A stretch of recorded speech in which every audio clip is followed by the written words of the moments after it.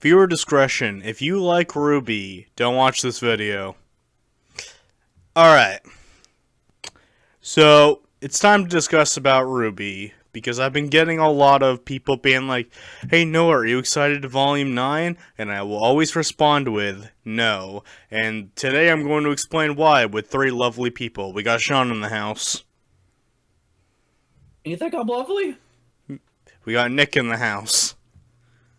Chicken's lovely. And we got Decky in the house. Hello. Yep, we're going to be talking about RWBY for a while. We're going to go volume by volume. But the first thing we're going to do is discuss our history with RWBY. Let's start with Sean, considering I think he has the least amount of experience with it out of everybody. I think that's funny because I think I'm the one that mentioned it to you, or was I not? I don't remember. I don't remember. But my history with RWBY was I knew of the show, but I never really watched it. I grew up on Rooster Teeth's Red vs. Blue, so I also knew who they were. So I was like, oh, that seems cool, but it just never really appealed to me. And then of all things, the Death Battle was coming out. It has not aged well, let's say that. But I saw the two characters, I saw the character Yang, and it was just like, I don't really want it to be spoiled, and it's been on my kind of to watch list, so I'll go ahead and watch it. And I watched the volumes that were around, and I enjoyed it. I quite liked it. After volume 4, I kind of dropped off the series, not because I hated it, but because I was caught up, and I just didn't watch any of the more recent stuff. And then later on, we all watched it. So, but yeah. Nick, you go really next. I'm trying to think when I actually discovered RWBY. It must have been the Death Battle. Heard that, and the premise of the show seemed really interesting, and I was like, hey, it's free on YouTube. Why not? And I really enjoyed the show for what it was. I think it's just when Volume 3 was airing or wrapping up. Yeah, I really got into the show. I enjoyed a lot of the fan-made stuff and a lot of the art. It was really nice. I would say I kind of wavered around Volume 4. I held on for around Volume 5 because I felt like it was leading up to something, which we'll just get into later. I wouldn't say I hated Volume 5. I was just kind of really disappointed in how it wrapped up. So I was just kind of like, nah, this is just no longer my thing. And I just kind of left it until somewhat of a resurgence with you, Noah, with the visual novel and then just watching the rest of it. So yeah, that's my experience with RWBY. Alright, Decky, you're next.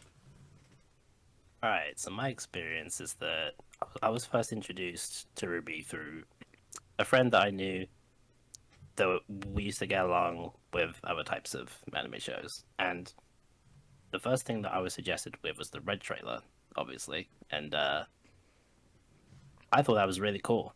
And that encouraged me to then follow the series up until I think it was Volume 2 that we were up to. And ever since, I've watched along every single week through the good and the bad to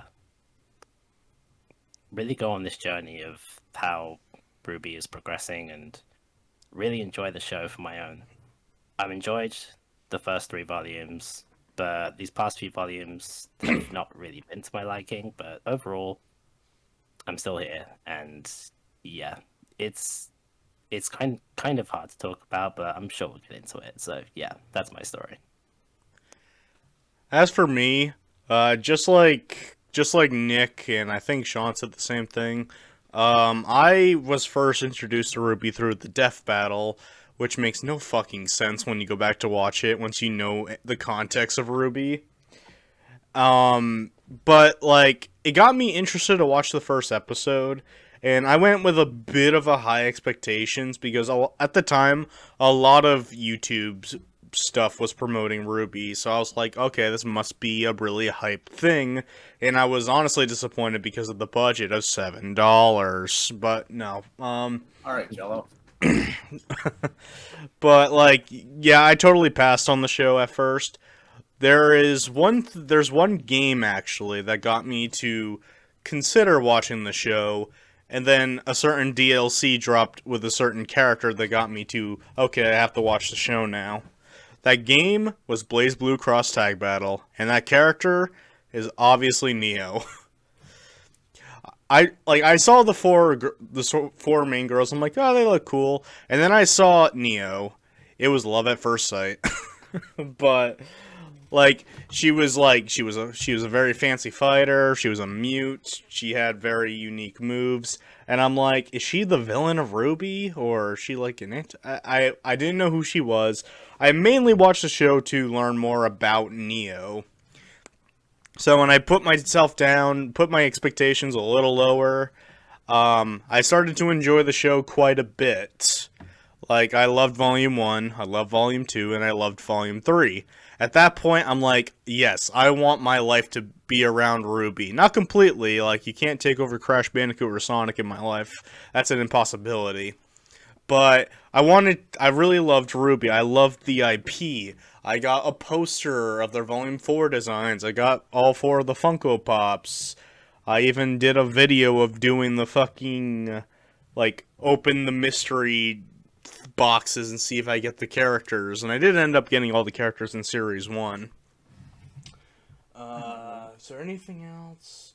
Oh yeah, I got the RWBY Volume 1 through 6 Blu-ray pack. And if, in my opinion, if you're gonna rewatch RWBY, that's the way to do it because it looks so much better. And I upgrade things to the right. Yeah. And I bought the RWBY game, not only for myself, but for these two other fuckers here. Hi. Hello. I mean, just to quickly go on the game for a split second, it's fine. You know? Fine in, like, an explanation point. Like, it was a really fun... it was a really fun game to play drunk, but, yeah, it was just a fine game. I definitely did not buy its re-release on Switch, but, like, to each their own.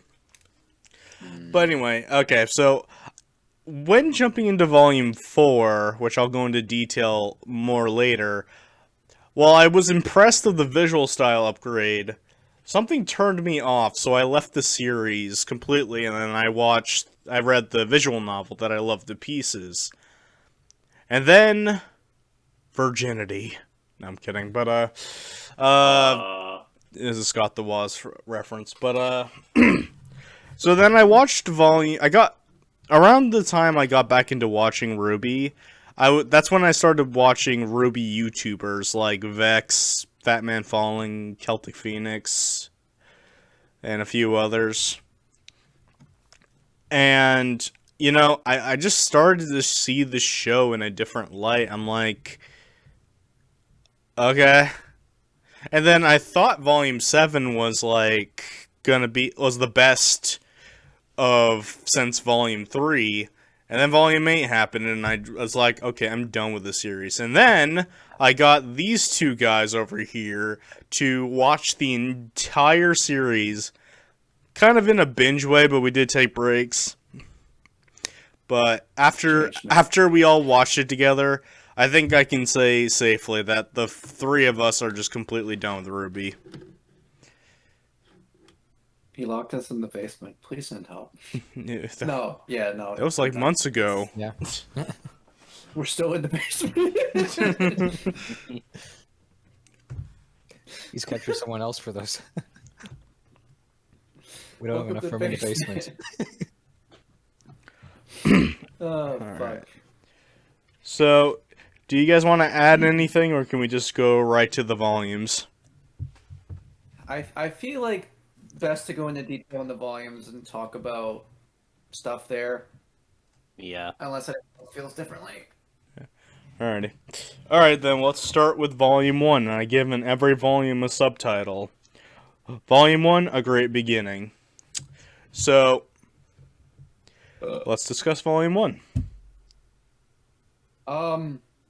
Volume 1 is it's really interesting because around the time that RWBY was coming out, there weren't too many like 3D internet anime. created projects. Oh, yeah. Yeah, like internet created project shows, stuff like RWBY around nowadays. There's like a lot of these like independent creators making their own shows or doing a lot of things because the materials and stuff are there. But when RWBY came out, it was just like, wait, what? Like the biggest we had was like other stuff Rooster Teeth did. So it was kind of this big thing at the time, and someone argues still is. Argue is the appropriate word. And despite the fact that when you look back at it now, it's definitely aged. Thinking about it in its time, it still is rather impressive, and you can definitely get a passion behind it. You can feel like just how much all of the people really cared to put into this show, and even though like I had problems with the first season, it kind of makes it infectiously enjoyable. Like it's a good start, like you said. It's a good start. You can see the characters starting to become like a lot more fun. The fights are pretty cool, and it would really start to grow into something. But as for the first volume, it's good. Well, the thing to add on to that good beginning part, I only realized rewatching it is that they really do set up a lot of they really do plan on setting up a lot of things because you can really tell again with that passion that they really wanted to make it this huge big thing, and just having all the plot, all those kind of like plot threads and those character relationships and dynamics, not only like either introduced or to some extent explored, all in that first volume while introducing the characters. It never feels bloated in any way. It still feels well constructed and concise in what it wants to do. Yeah. And then we got that voice moment where she goes cross-eye. Yes. Forgot about Oh, that. dang. I love that. Did you show Yes, Dice? it Yes. is. I You had the screen cap, didn't- right? I mean, I know of it. I don't so, think I yeah. do. Okay, good. I'm gonna Jeez. Google it. But yeah, like that part was pretty funny. Yeah, Well, it's something great.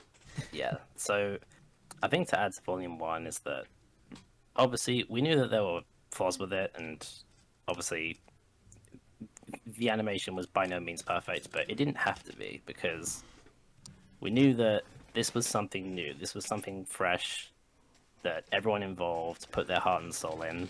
Like, you could tell of the references and all the kind of world building that they were going for. I think that's what made Volume 1 so special. And though it has aged over time, like we said, I still think it holds true to what the foundations of RWBY has been and has progressed over time. So, yeah. So RWBY Volume 1, I said that like I had a high expectation going in, and didn't quite understand the development behind it, but like I love Volume after watching RWBY up until Volume 8.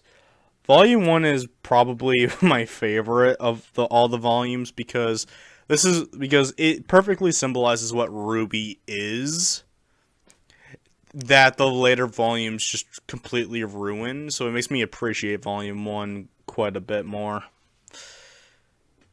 But yeah, I got really nothing else to add about Volume 1 because, it's the beginning, it's a good start. But trust me, if you think our discussion is going to be very short, trust me, as the volumes go on, there's going to be a lot more shit to talk about.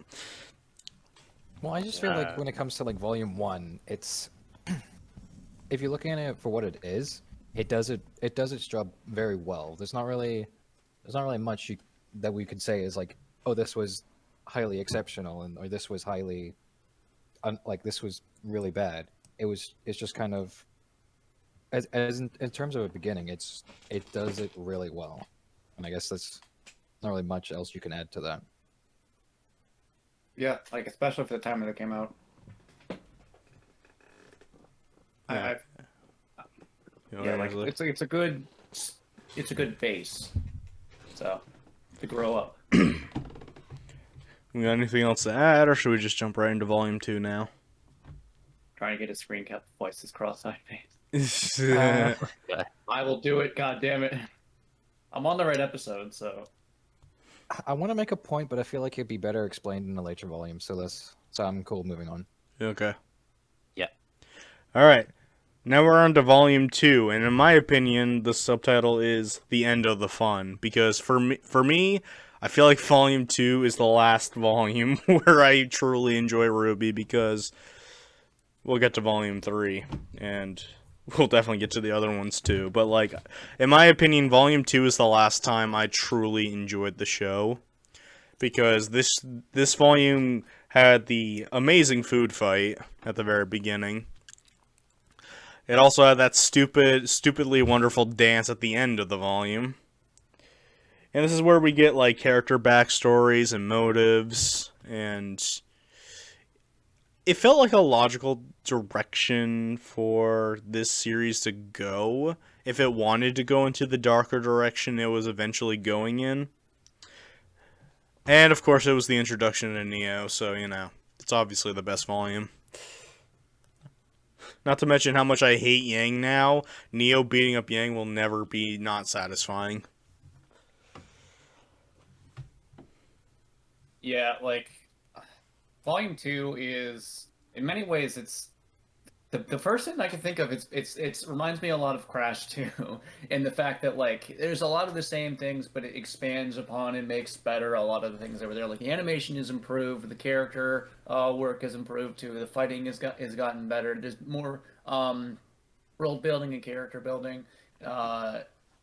A lot of the like little problems that you kind of have in, or that I had in Volume 1, like some of the animation stuff, the clipping, and a few other just not low budget things, but things that definitely show that this is an internet project, are kind of like going away. And like as you get into Volume 2, you could like mistake it for like a TV series. In fact, it looks better than a lot of TV series. And I just think I don't really have any complaints about Volume 2, if I'm being honest. There's kind of nothing. It's just enjoyable and it's fun. It's like the best of what RWBY can do, honestly. In a sense, it's kind of like the perfect sequel, in a sense, where it's Yes. the core of what they're trying to do with RWBY stays the same, but everything that either needs improved or expanded upon is already gone through in Volume 2. And as we were saying, with the animation and budget, it's I feel like it's better exemplified in Volume 2, where I know a lot of people like to point at how the animation style hasn't aged well, which I'm not going to defend it. It hasn't. But it if you watch it, a lot of the fight choreography looks amazing. In my opinion, it's better than what you'll see in the rest of the show. Because it just goes to show that they were going more for the substance for the substance of the show, instead of going for trying to make it look as pretty as possible all the time. Well, Yeah.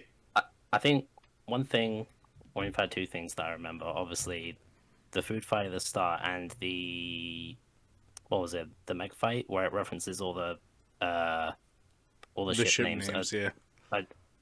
They're two of the things that I remember the most about it, and I just thought it was just really cool. Definitely two of the things that I'd say made Volume 2 much better than Volume 1, and not only that, there were also the outfit changes as well that I thought were a really nice touch. It's just a few of the minor things that really make a volume better than the other, and I think most of Volume 2 really reflects throughout the entire series. And yeah, I think Volume 2 really does do a good job on expanding on the world. So yeah. You know, I actually forgot they had a outfit change in some of those episodes, because unlike in Volume 4 and 7, they don't make a big deal out of it. They're just wearing different clothes. I think that's kind of nice. So it's like it's not the go-to uniform. It's their go-to uniforms. It's kind of They're casuals. yeah, it's like casual attire, or if they're going like, I think there's a part where they're going to like somewhere cold, so they get like just winter variants. I think that's something I actually quite enjoy about the earlier volumes as well, is that some of those little details are not upfront and in your face. Like if you kind of spot it, it's like, oh, hey, they didn't have to do that, and I'm kind of glad they did. Yep. Alright, do we have anything else to add for Volume 2? Because I have a feeling we're going to be talking a lot more about the rest of the volumes. Volume 2 is probably my favorite, thinking back on it, because it's the one I have like no problems with. And even though there's other volumes that have things that are like better, especially the next one, there's ones that I do have problems with. So I'd probably put 2 at like my favorite. I think Volume 2 is like consistently the best, I would say. Yeah. I'd also Yeah. give a shout out to all the memorable voice lines that we had in the first 2 volumes as well. I think that's what really Oh makes the yeah, first 2 so awesome. great! It- Now we can all die together. Yeah. Yeah. Because the It's show just- wanted to have fun. It's the core enjoyment of it that just makes you remember all the fun moments. It's just great. Also, speaking of fun, here you go, Noah. There it is. There it is. For anyone who wants to know, Volume 1, Chapter 4, 3 minutes and 16 seconds. I'm gonna put this image in the video. I'm so glad I discovered that. I'm just gonna save this. I never would have noticed, because I think you were the one who spotted it while we were watching. Yeah, Nick was Guys, the one who wait, hold on a spotted it. minute. Like a split second. Like, we didn't notice anything until we just focused on her eyes, and it kind of freaked me out. Huh? It I was was so watching it, funny. and all of a sudden I see something go slightly off, and I was like, "Was that just me?" We didn't notice it, and then we just stared at her eyes, and just seeing them go up, big and small. Yeah, they go big and then small. Hold on, I'll get another one of it too. I wonder Like if they're a slightly trying funny to one. just make what your iris would do when it's focusing on something, but they made her entire eyeball that way. Yeah. Hold on, I- there's this. But the thing is, that's something I wouldn't really hold against the show. I just think that's one of those. God damn it! I had a point. Oh fuck! Sorry. It's so You great. said you wouldn't hold it against the show. I remember Yeah, that. I wouldn't hold it against the show because, again, it just harkens back to the whole this is an internet project. But I feel like it's one of those like imperfections that kind of make it special in a way, as well. Like it's not that it's a perfect show or it's so great. It's despite it having these flaws, it's still got that kind of indie charm, let's say. Yep. That's honestly a good way to put it, because things that are perfect, it doesn't exist. People like imperfect stuff for the underdog. So Yeah. Yeah. little human touches, like Weiss going cross-eyed for a few moments. Alright. Now we move on to Volume 3. Most people's favorite volume, but I gave it the subtitle of Aged Like Cheese. Oh, good lord. Because... Should we talk about the big thing first, or Sure, let's just go in guns a-blazing. Let's go. Here is Death is dumb? Yep. Yeah.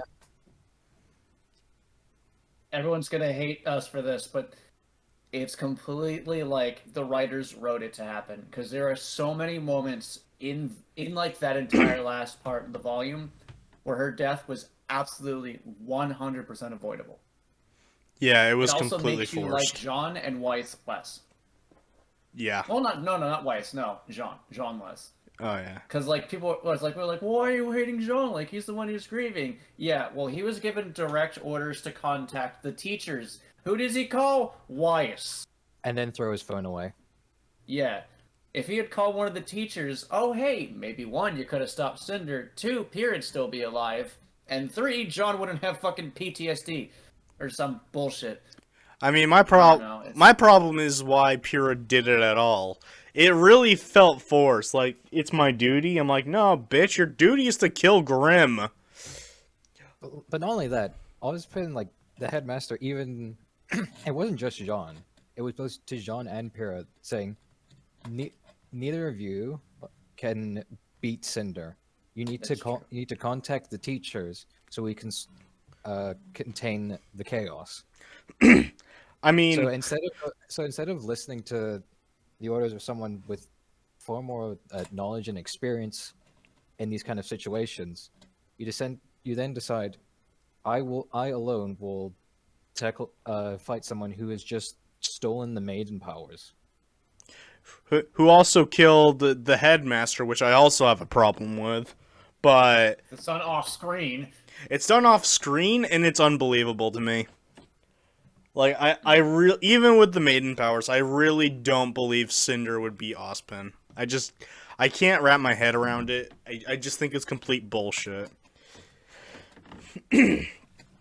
But, yeah, like, even though she defeated Ozpin, no matter how much of a sense of justice you have, there's no point in dying a senseless death, and that's exactly what happened. Pyrrha died a senseless death.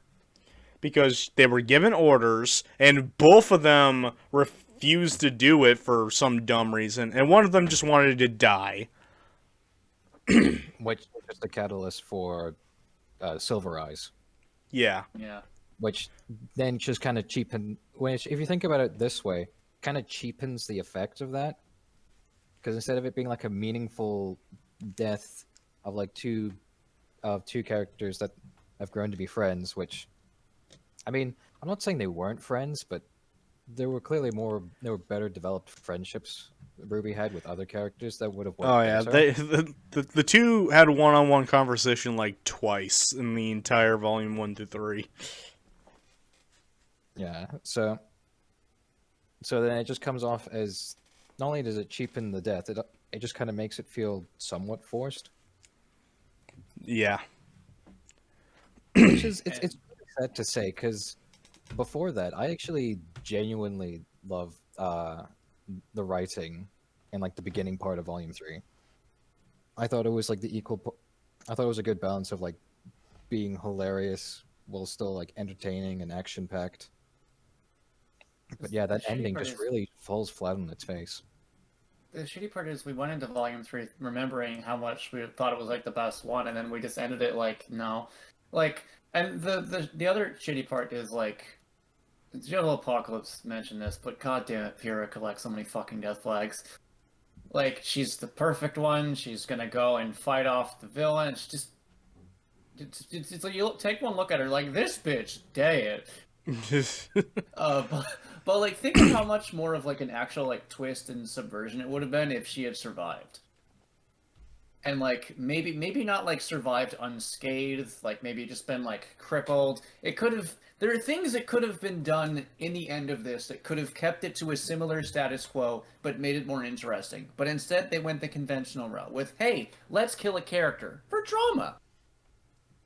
So Well, you're forgetting they already did cripple Yang for that, which... I know, but 2 crippled characters. One's really crippled. But it's the, well, no, yeah, she is really crippled. She can't do anything ever again. Jesus. She's dead. But no, like, they went with the most basic idea of just let's kill a character for drama. And character deaths are, of course, something that's going to happen. It should happen in a lot of media because characters just can't leave unscathed. But at least make it make sense, or make it like have an impact on the preceding viewings instead of being like we are now. And at the first time you watch it, you're like, "Oh my god!" And the second time you watch it, you're like, "This is stupid." I love the phrase you just said. Characters can't get out of battles unscathed. Yeah. I can't wait to talk about Volume 7. We'll get there when we get there. No, there's a the way to create like weight, like emotional and weight, like for an audience, so that way they feel that there's actual stakes in a fight, is to have it so that characters oftentimes leave unscathed, whether it be emotionally, physically, whatever. And there are ways to And the cheap out way is to make it so they die. And oftentimes, makes sense for that to happen. It should happen. And this one, it shouldn't have. What were you gonna say, So, Ducky? He said he'll be right back. Oh, okay. He just texted it. But yeah, it's like, it's just one of those character deaths where I like Pierre as a character, but like, there's really no reason for her to just die like this. Yeah. Granted, I don't know what else they would have done with the character, so maybe killing her was the right move, but like, not like this. Well, If you had changed the setup a little better, it could have worked a lot more. Like if she was defending Jean, for instance, from Cinder, that would have Yeah. worked way better. But no, instead she goes off on her own, which weakens her character, weakens the death, weakens the impact of it, and just overall ruins a lot of the impacts of the last section of Volume 3. Because it's the big thing everyone remembers. And to Yeah. go back to that big thing everyone remembers and be like, this makes no sense, and pull it apart with plot holes, really takes away a lot from the volume. I feel like it was the right decision, just one of the worst executions of it. Yes. I can agree with that. But, like, I would also say I think it'd be more interesting if she was still alive for Volume 4, because, like, I don't remember if it was 4 or 5, but, like, Pierre's death comes back in the most forced way possible. They And, could have yeah. done something similar to Batgirl. Cripple her, Oh, maybe like an yeah. Oracle. They actually did that in the visual I mean- novel, spoiler alert. Like, she doesn't die, she actually kills Cinder in the visual novel, but she's crippled. See, that's more interesting, but whatever. I don't know. But and the worst part about it is, as I mentioned before, Volume 3 starts out pretty fun. Like, the tournament arc is a lot of fun. There's some cool characters we get to see. It continues a lot of the great stuff from Volume 2, and, like, you go into it thinking, oh, cool, we're gonna get more of the same stuff, and then it just starts showing a lot of the bullshit near the end. And to me, it's the most disappointing volume. Yeah. Because overall, it's not awful. It just ends badly. And unfortunately, a bad ending means a lot. Yeah, just look at Mass Effect 3. You know what? I actually wanted to add That's on to one of the points you were making of Volume 3 starts off really fun. What it feels like is that what it feels like is trying to have a darker turn to make itself more serious. Just so people take it more serious and it's not just wacky, goofy fun, which I understand. You're trying to evolve the show. You're trying to have a deeper meaning behind it. The problem is RWBY, by nature and like by as you see in the first 2 volumes, is an inherently silly show. I mean, it's like it's anime girls with transforming weapons fighting shadows. It's still like it's a very like in like a high school environment. It's there's too much that's just kind of goofy about it. So when you start taking that seriously, you're kind of taking away a lot of the fun of just like the absurdity of it all, because then you start losing out on as what made Volume 2 so great. You start losing out on like things like the food fight scene, the dance scene. All that kind of gets thrown away because we now have to start acting serious, and the plot needs to matter, which the plot's never been the most well written. But I think that's like further exemplified in the later volumes. I mean, go ahead. Okay, and I just want to preface, you can have something silly while still having like something deeper behind it. I mean, hell, one of my favorite kids shows is inherently cheesy and goofy, but handles some like serious topics like police brutality and like discrimination and stuff.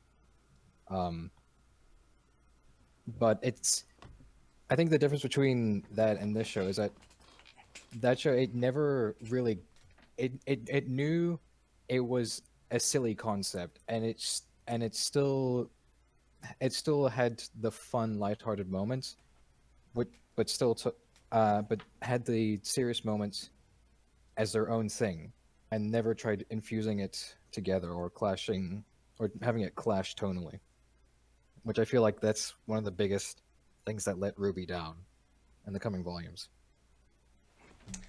Ducky, you've been quiet for a while. You got anything to add? Yeah, well, for one thing, I did like how Volume 3 was different, because So from volume 2, you know how Ruby is, you know the feel of it. But then as the episodes progress, it slowly starts to get darker, and when you are approaching near the end of the tunnel, you don't know what's going to happen, obviously. And then, while I do agree that the whole ending thing with Pyrrha was kind of disappointing, I do think that part of the idea is that the characters that we knew, obviously, well, especially Pyrrha, had an ambition that she could probably stop whatever was happening at the time, despite only just about knowing what the maiden powers were. Um, it kind of validates it, but at the same time, it would have been better if Jean was more involved. So then we can have that attachment to Jean going forward into the next volume, rather than him just tagging along with Ruby. Thematics of it work, but it's the execution that's really the problem. Yeah, Yeah. I was about to say, like, I can understand the ambition thing, but my problem is your headmaster gave you an order, and you just you both completely ignored it. Like, Oh, yeah. they And were that, yeah. told to contact the teachers. Like, Yeah, I think the more the more exact what he was saying was like this is a where he even warns them that this is a threat that both of you do not comprehend. Contact the teachers because they have had experience with something like this. Yeah. Yeah. Like I'm even thinking of like other like anime or shows similar to this where like characters like my first thought is like My Hero where it's like some characters will contact like just more experienced people or hold people off until the more experienced characters get there. And it's just they're just like, nah, fuck that, we'll do it ourselves and well, you know, play stupid games, you get stupid prizes. So yeah, it's as we get on, I'm probably going to have more. Well, I mentioned this to Noah, but like one of the big things for me, there's definitely an anime comparison coming up in the future. Well, actually, there's two, and I think Noah remembers at least one of them. I remember one of them. Yeah, so that'll come up, especially when I have just too much more to talk about. But Volume 3 is just it's disappointing. It's fun at first, and then I'm it's of two sad. minds of Volume 3 because honestly, minus that ending bit, minus the end bit, Volume 3 was on the way to being just my favorite volume. And Yeah. I really like the ideas that the ending was trying to do of killing off a character, raising the stakes. Your actions have consequences. Sometimes your ambition can cloud your judgment, but it's handled so deftly. And I realized before we go into Volume 4, does anyone want to talk about like the whole thing with Adam? And Can we not talk I about think him? well, I I mean- feel like it's going to show mean- up later, so it's like Yeah, you're right. In I- Volume 3, it's not really as noticeable to me. Because the thing you notice more is just like, oh, hey, Yang is currently disarmed.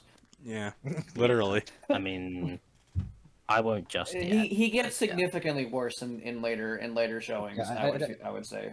you know, like what I meant to say was like, are we going to talk about the whole like Blake and Yang thing? 'Cause I don't want to talk about I feel- Blake and Yang. I'm Well, in I'm- Volume 3, I'm it's gonna just save that. Blake runs away. Yeah, I It's have not a until few later that problems. it becomes a problem. Yeah, Okay, you know what? So we can I address will- that when it becomes a problem. Actually, yeah, we can reference back if we need to. And when we get to yeah, Volume we'll 6, I reference definitely think we need to. okay, Yes. okay, that's what I wanted to do. Okay, so if we reference back, that'll be fine. Yeah, no, definitely. We'll come back to this. Bullet point it or sticky note or whatever. Yeah, well, I'm gonna remember anyway because that's like one of the biggest problems with Volume 6. But anyway, we're at Volume 4, and I gave it the subtitle "Nothing Happened." Volume 4 is very.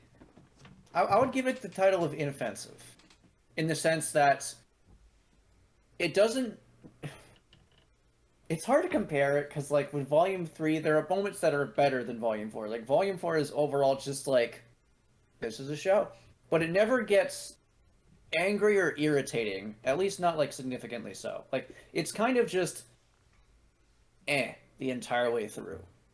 Yeah. And there's not really too much to talk about in both a good way and a bad way. Overall, it's probably the least offensive of any of the later volumes. So at least I could give it that. But I'm having trouble remembering what fucking happened, for God's sake. Oh, right. Wasn't it the one where Ren and Nora had the fight against the one creature at the end? The Yeah. one Grim? Is that Yeah. the one? Okay, yeah. I thought that was That's one of the where finale. all four of them had it. Yeah. Yeah, but they were the big ones in that moment because they had their backstory and everything like that. Yeah, like, it's hard to think back on it. And as a show, it's kind of not a good thing if you kind of forget what happens. But when it comes to RWBY, it's not as bad of a thing because I don't get mad or irritated or disappointed. Instead, I'm just like, Well, Yeah. I guess to kind of like preface the scenario, it's trying to like the titular group is now split off into 4 separate directions, trying to write their own story. Yeah. But I think that's Yeah. kind of a point against it, where you have 4 stories going on, and it still ends up feeling forgettable. it's the D&D session between plot moments. Yeah, Where, so- like, characters are doing their own thing, but not much happens. yeah, it's like Ruby's going to, I forgot the name of the place now. Doesn't matter. Miserable. Yeah, Ruby and the rest and the still remaining members of Juniper are going to Mistral, and it ends with them getting to Mistral. It's Yang, Junior. Yeah. yeah, Yang, Junior. I mean, Sorry. Yang goes from like dealing with the fact that she's lost an arm to having an arm, having a Oh, mechanical right. arm that's just given to her. I oh forgot that yeah. happened. Like, And then you got I Blake, wish who's being they- the worst thing ever made. I Yeah, but, wish they like- did more with that, because I think Yang gets like the least screen time for arguably one of the most important story points. I mean, between the, volume? between the 4, she was the one I was most interested in. Because, Yeah. like, you got Ruby, who I'm kind of interested in, because, you know, that's where you're going to get your fight scenes. You got Blake being the worst person ever, especially to Sun when he doesn't deserve it. And then you got Weiss, who's only just runs away from home, and we don't even see the majority of that until Volume 5. Yeah. Yeah. I think one positive thing I want to say about it is that the lead up to Yang getting the new arm, that was great because it shows that Yang was being very questionable about how this new arm would change her and all that, and it was just she rejected the arm at first. She kind of sat on the fence. She didn't really know what to do going forward. Mm-hmm. She had her own mind, and I think that's what makes the character so great. We finally see her put on What? the arm. Oh, I'm sorry, obviously, I but gotta... then in the very next scene, Yep. there was no development. It's just like, oh hey, I got it now. Yeah. The next scene, Bro, she's her wearing the character arc, it arm, just and should've she been literally says the line, "I think I'm doing just fine." I'm like, bitch, you were traumatized. Where did that I go? hate that. Yeah, The- see, the- that's the problem. It was all of that happens in not even like Like what 2 2 episodes out of the entire volume. Basically, Like yeah. at least give that whole like development and growth time to breathe, because you could argue that she's like somewhat over it when her dad makes that like really off-color joke in front of his friends. Like, Oh, yeah. And then she takes it. Yeah. Would have expected. Like, what the fuck? yeah, because Like- that to me was like her getting over it, which was like Right. less than an episode, I want to say. Imagine how it would have been if Yang didn't get over it, and that was like her character arc going through it for like Well- a few volumes, and like just adjusting the arm. That would have been way more interesting than what she actually got. That would have been like the most interesting part out of all 4 of them. Yes. I mean, it is It- the it most was- interesting part of all 4 of them. It's just they rushed the ending. Yeah. It lasts for 2 minutes, and that's sad because it's the cool. It's the when it's good. It's because it does get pretty good. Like it's the best part of that volume. But then it's just like, and it's over. Cool. Yeah. I think I've seen car crashes that are longer than this. Probably. Oh fuck! It's There is one like, good thing just about talking Volume about it, I'm 4. remembering more about the volume. I was about to say, like, I feel like the villains were the new set of villains are actually really fun. Yeah, I was about to say the best Oh, part is fuck. Tyrion. I Yeah. love him Tyrion. He's so like the much. one of the few characters throughout the whole volumes that's like always still fun. Yeah. Yeah. He's really I still great. love You Tyrion. can tell that. Tyrion's great. Fuck, I forgot his name. I thought it was really Sure. funny that, like, Yeah. the villains are with the exception of Cinder, Josh Bro. is, like, the best part of the show.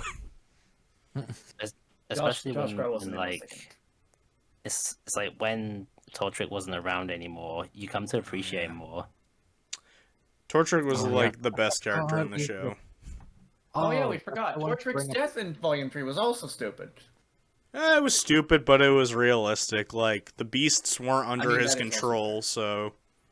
You know, like, let's say Part the of that is, ringleader has a lion, and you're his trainee. The lion isn't going to listen to you. True, but they are the writers. They can decide what they want. Well, I guess it's not only that; it's the whole like this character was built up to be a bigger threat than he actually was. I Because you have I all don't these see people that. with like, well, you had all these people with superpowers and like cool weapons and something, and this is dude with a cane, but it was like everything he was doing underground of like smuggling dust and It's- having like this kind of building this like underground army from like stolen military tech, and then there's It that big reveal at Volume 3 where he's just like I'm not doing this because I like any of these people or I agree with what they're doing. I'm doing this because I want to live. I want to survive. And that being Yeah. kind of and that's really interesting because it's like it's a character who's just completely in it for his own interests and his own survival, and then to Yeah. just be suddenly Immediately die afterwards. Yeah, it was irony. immediately die. I don't know, like. But anyway, we're getting a little off topic. Yeah. With Volume Yeah, 4. And that goes to show how much Volume 4 has. Yeah. Yeah. It's not enough to talk about. Like, there's some good stuff. There's some not that great stuff, but the not that great stuff gets significantly worse in later volumes. So I don't give it a pass, but I just kind of forget about it. Like the whole Okay, Blake stuff. Here's the thing. There's one scene in particular I wanted to bring up, but I can't remember if it was this volume or the next one. The Pyrrha one, the Pyrrha scene. Yeah, it was this one. It was this volume. Oh, yes, the one where Jean is listening to Pyrrha's recording. To give credit where credit's due, that is arguably one of the best scenes in the entire show. Not even just in the entire show. Yeah. I've seen far better shows, not either have the balls or do the proper execution for something like that. That was genuinely a good scene. It was very heartbreaking. It's very good. It lasted just as long as it needed to. I would have. I mean, I feel like they could have done better in later moments with that, but that scene, yeah, like I as you were talking about, I was like, wait, now I remember that one too. It's probably the best, one of the best top 5 moments in RWBY, Yeah. Yeah. and to come out of Volume 4 of all things. I mean, yeah. Well, You know what, actually, I subtitled this Nothing Happened. I think it's more appropriate to call it the filler episode if it was an entire season. Yeah, that's the thing. Volume 4, at least to me, feels like it's part 1 to something. Like, because when it wraps up, it doesn't feel like a conclusion. It just feels like things are gonna happen next Yeah. time. next time on Dragon Ball RWBY. Next time on RWBY. Shut up. Anyway. Wow. On RWBY. Next time on RWBY. Whoopee. Our budget's now Wow. $11. There is one more Thing scene is- I want to talk. Oh, you go first, Aki. Thing is, I don't know what to make of having our heroes walk to Mistral when Oscar literally just rides a train there. Like- yeah, I forgot about So Oscar. it's similar to Lord of the Rings. Why didn't you give it to the fucking Eagles? Oh yeah. There's actually a reason Well, for that, but I somewhat forgot. I about know. I'm just saying it's. it. Yeah, no, it's the But that's okay. It's the big thing everyone complains about. Yeah, but that's okay because Crow gets to live. Am I right? I was about to bring that right, up. Crow was in this, and he was cool. Yeah, he was cool. He- Oh right, that moment. Yeah, the moment where so the Tyrion versus Crow fight, that was awesome. But then RWBY was like, "This is my fight," and just gets in his way, and then it causes him to get wounded to the point where he was almost poisoned to death. But we couldn't have another death because, you know, we got a famous voice actor that we're going to ditch in a couple of volumes, so we got to use him. I'm so sad about that, but anyway. Yeah, we'll get to that later. So, Especially when his fucking replacement is. bad. No. I was about to be like, oh, he's not bad, and I'm just like, That's how it always goes. Oh god. I'll get yeah, to no, it. like I'll get to it. Yeah. yeah, no, like Volume 4 is incredibly very much a mixed bag. There's some stuff that's really good, and then some, well, not really good, some that's great, and then there's stuff that's like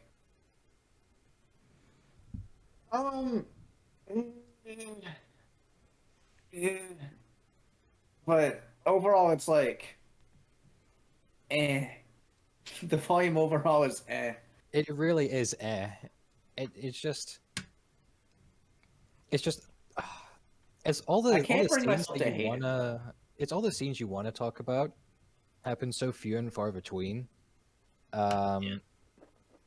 And some are good, some are bad, so it just kind of evens out in your brain to just being Yeah. a very mid. It's a very middle ground type of volume. But we kind of wanted more of that when we got to later volumes. So before we get to volume 5, I want to talk about their redesigns for volume 4 compared to their first ones. What do you guys feel about them? Do you like them? Do you think they're better than the original, or vice versa? Didn't we say that it was into volume 4 or volume 5 redesigns that were the best ones? I said that, but I personally... I feel like I think I said that too, but I can't remember exactly. One thing that also another thing about volume 4 is the animation. Definitely changed like a lot better too. Yeah. From volume 3.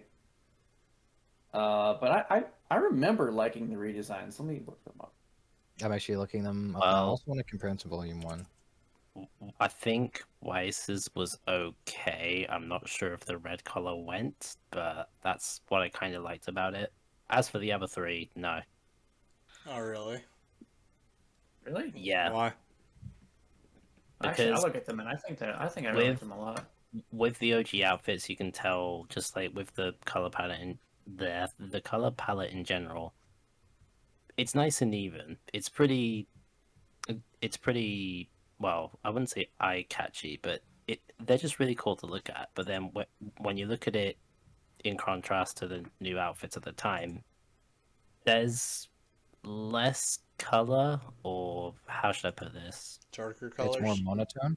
I Yes, also so- looking at them again, they're a lot more anime. I guess, yeah. That's the Yeah. best way to describe it. They're a lot more Well, anime. Well, to get into what you're saying, I'm not personally a big fan of like all the white that's on Blake. Yeah, same. I actually like the white jacket. I like the contrast. Yeah. Well, Volume 1's outfit had that contrast, but it was still predominantly her color scheme was still predominantly black. I didn't really like the white pants. I preferred the white jacket more. I like the coat itself, Yeah. though. I really do. I like it. I think like this the is coat. personally, I Could've think been- this is the best Blake's ever looked, which is sad because this is the worst she's ever been. Dang. I mean, her future outfits get even more and more white. Yeah, let's not talk about So. those yet.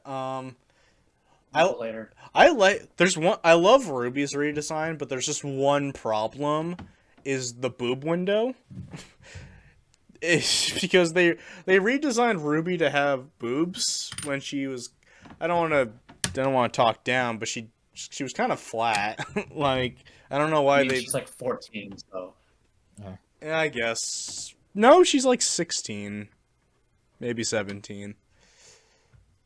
I think she was 18 in volume 7 and 8, but like. Anyway, the point still stands. Go Yeah. on. I'm not really a big fan of the boob window, but everything else about the design I like quite a bit. She's I 15 quite in volume quite 1. like Ruby's Volume 4 design. I think it still keeps the predominantly red. It kind of has that. It kind of still has that theme of like Red Riding Hood thing going on.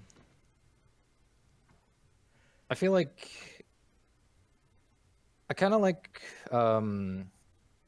Weiss going from like just pure white to going more for like a gray color because then it's just if we're getting to like some the story she's going through thematically of just going from like the high mighty whitey tighty just like rich girl to like actually kind of like somewhat rejecting that and then not seeing the world as black and white as she used to. I feel like that's if you want to look at it through like themes and thematically, that's really nice how that's kind of reflecting of that.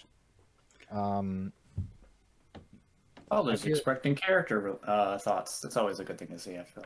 Yeah, I mean, I'm not a fan of like the big white jacket of Blake. Sorry, I'll let you finish. I feel like yeah, go ahead. because I feel like they're trying to make.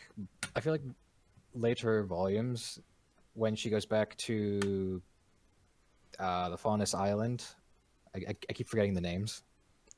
I don't know. Anyway, when she goes back there, she definitely feels like the whole kind of like savior aspect of it, which I don't like, get that. I don't get that well, at maybe all. not savior, but more like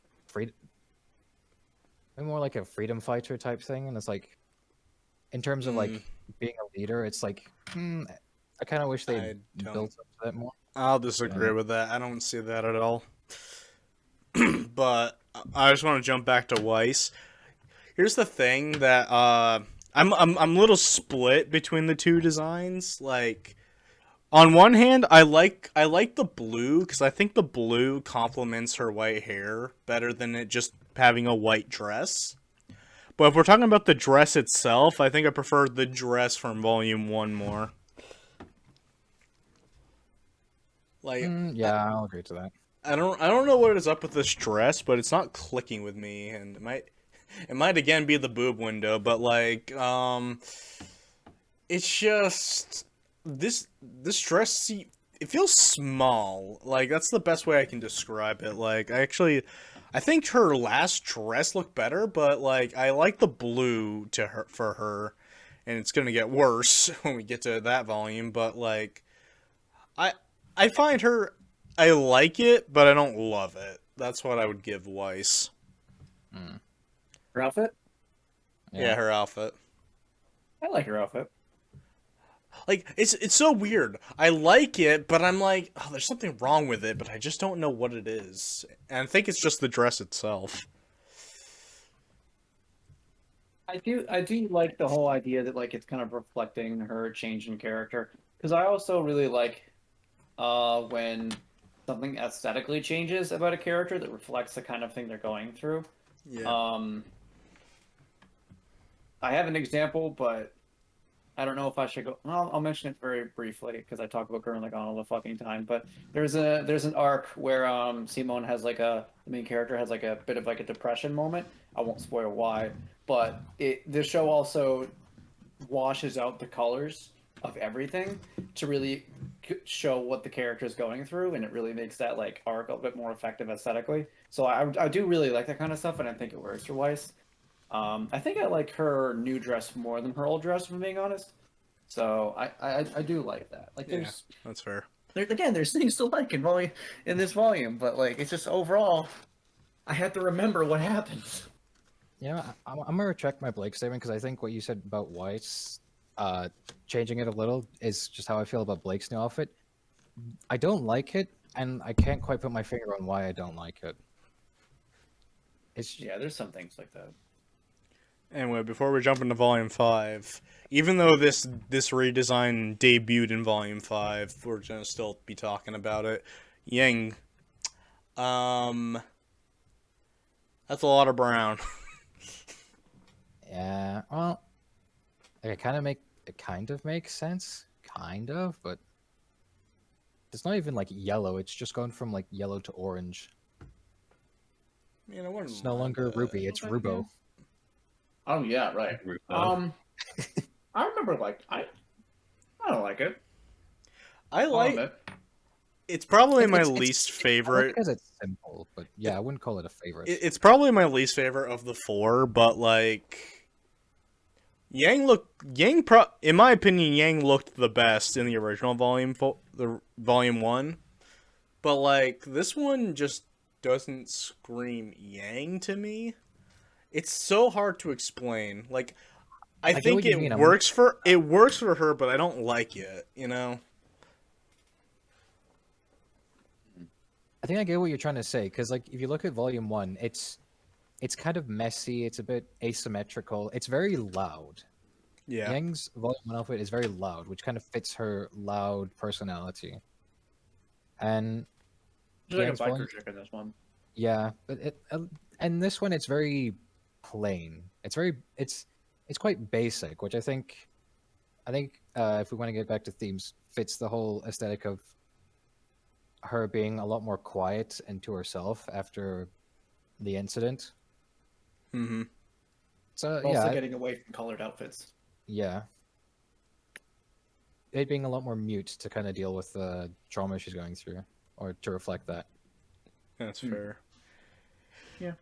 Anyway, Daiki, you got anything to add before we jump into Volume 5?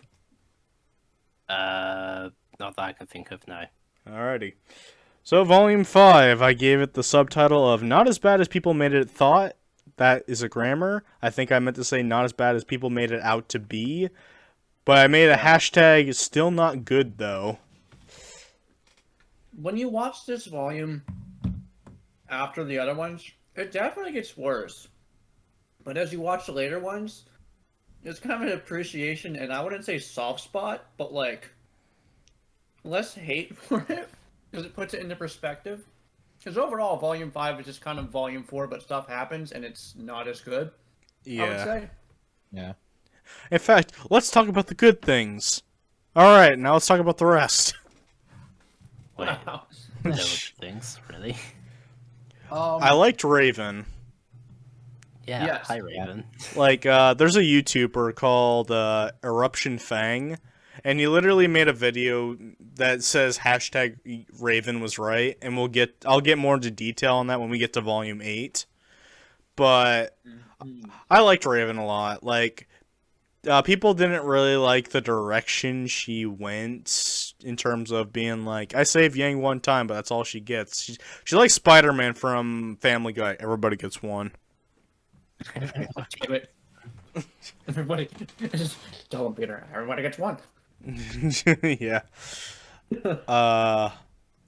I basically liked all the villains except for Cinder.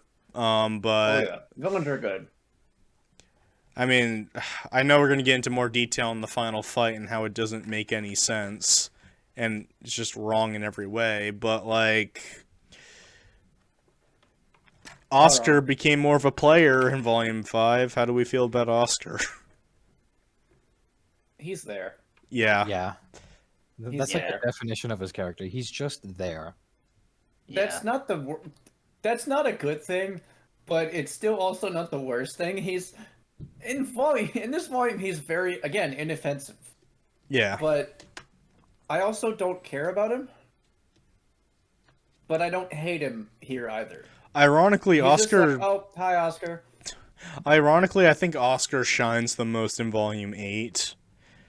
But that's a pebble and a bunch of shit. But we'll get to that. It's that one corn kernel in the shit. Yeah, that's gross. Disgusting. Disgusting. But a very accurate comparison. You're right, but come on, man. Have some tact. No. Alright, fair enough. Like, understandable, have a nice day. But no, like, I'm having a similar problem trying to remember what happens in Volume 5. I know Sinner comes... Wait. Like, Oh, yeah, no, there's a whole... I just know the No, fight. wait. I don't remember what RWBY was doing in Volume 5, but like, I remember Yang and Weiss met up. Part of like Bitch Yang. Oh yeah, this was the start of Bitchy Yang. Oh fuck! Oh. Yeah. The whole You- start of you hashtag Yang is a fucking bitch. Yeah. You know what? We're already on the topic. Let's jump into it. So, Bitchy Yang started when she met up with Weiss at Raven's tribe, and let's just say she doesn't know when to shut the fuck up. Like, her mother is just trying to warn her about the dangers of Salem, and like a teenage girl would act, nuh-uh, you're just a coward. God. She gets much worse. She is. The problem is she doesn't have any like. For a lot of these volumes after that moment onward, there's not really any times of her being how she used to be. Like she's Yeah. completely different. Like she doesn't make really any puns. She doesn't like do anything fun. She's just angry and bitter and mean and gay. One, Not even gay. one It's more just- volume. One more volume. I Well- know, but I'm talking about after this. Like she's just bitter and mean and just not fun. She's not a fun character, and just it makes these. It's almost like, Like- her personality was in her arm.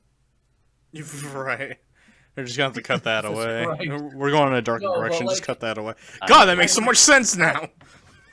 So this argument has been stated a lot in a lot of things.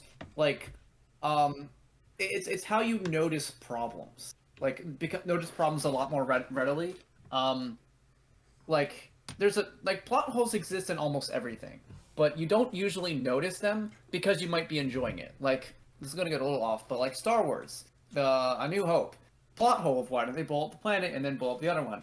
You don't really notice or care about it because you're enjoying the movie.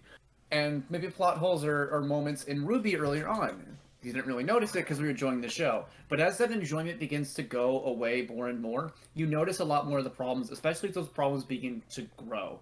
And without that much things that Yang does that's fun, you notice more and more how much of an unlikable character she has become.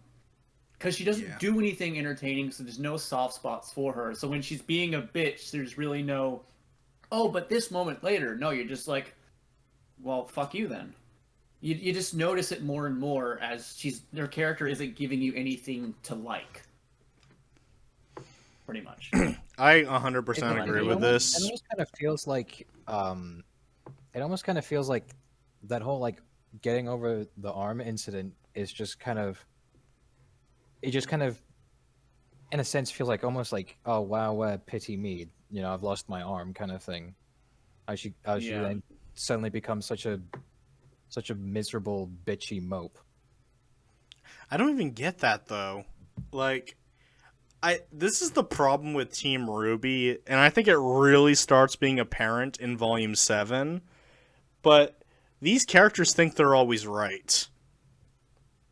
Well, Like I when mean, Raven is telling Yang about Ozpin and Salem, she doesn't believe her because of the abandonment thing, and she thinks like Salem's no big deal. Like, you're just afraid. You're a coward. And a lot of people, including myself, were like, "Bitch, you never even saw Salem before, and you don't have any right to call somebody like if somebody like killed if a friend of yours killed if somebody kills your friend's dog and you were like, oh, big deal, just fucking beat up the guy for killing your dog. Like, no, you fucking killed my dog. It's not your dog, so you're not attached to it. well, Yeah. you know what would have been cool is that, so I know I'm kind of jumping ahead with this idea, but Alright. when they had the talk inside Raven's camp, so obviously we know that the tables get turned around later on when Yang talks down to Raven. I still hate that. Yeah. What if? So Yang doesn't really have a puns anymore, as we already know.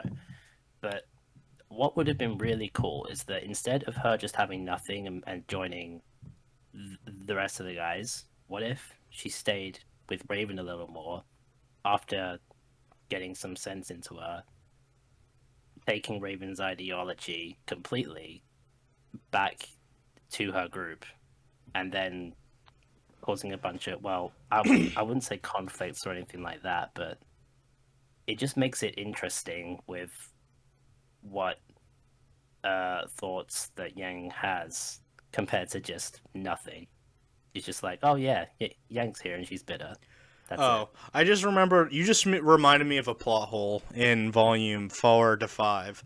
In volume 4, Oh, we saw Yang hop on her motorcycle, and there was a split pathway, and Yang went down the road to where RWBY was, but in volume 5, she's going to the road where Raven was. Like, they changed their mind, I guess. it's like, I'm gonna go on this road. Oh shit, wait, no, let's back up. Let's back up. The camera stopped that's rolling, the let's deleted back scene. up. She just like backs up on the motorcycle. Yeah. not even turns around. She just goes back, just taking steps. Completely non-badass at all. Personally, volume 5 is the start of the meta shit that this show introduces. Yang went to Raven instead of RWBY because they wanted an excuse to have Weiss and Yang meet up with RWBY at the same exact time. Because, like, It's the start of pushing an agenda. Weiss' ship, like, crashed onto Raven's camp. And then, if Yang didn't, back up in reverse and went down the Raven path, Weiss would have probably been fucking dead. Yeah. I mean, what would have been cool was that, oh yeah, at the end of the volume, everyone is finally together on Team RWBY. What would have been interesting would have been if Yang actually accepted Raven's proposal on staying with her, learning the truth on why she ran I don't think away. that would ever happen, though, because of the personality they gave to Yang, because they really want to give her this rebellious teenage phase, even though she's, like, 3 years too old for that phase. But, like, it's just the personality they made Yang that I would never have bought if she actually stayed behind, especially when Weiss was in the same room. Like, they're like,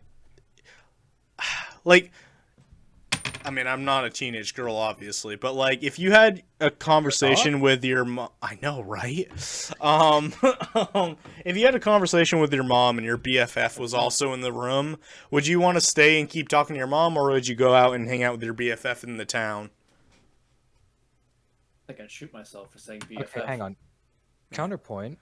What if Yang doesn't initially know that Weiss has been captured, takes the proposal, but then And when then she finds finds out out, Yang is there, That'd be a different rejects- story. That would be a different story, but Weiss breaks out on her own. So, oh yeah. Counterpoint. What if Weiss's ship crashed on Yang and they both died? it would be a better show. But, Jesus Christ. Sorry, I was just like... Or just have to let call me it lighten the mood a little bit. Herb. Or we have to call it Let me Herb. lighten the mood with a flaming ship and 2 corpses. God damn it. Technically 3, because the pilot never made it out. Yeah. Oh, yeah. Rip that guy.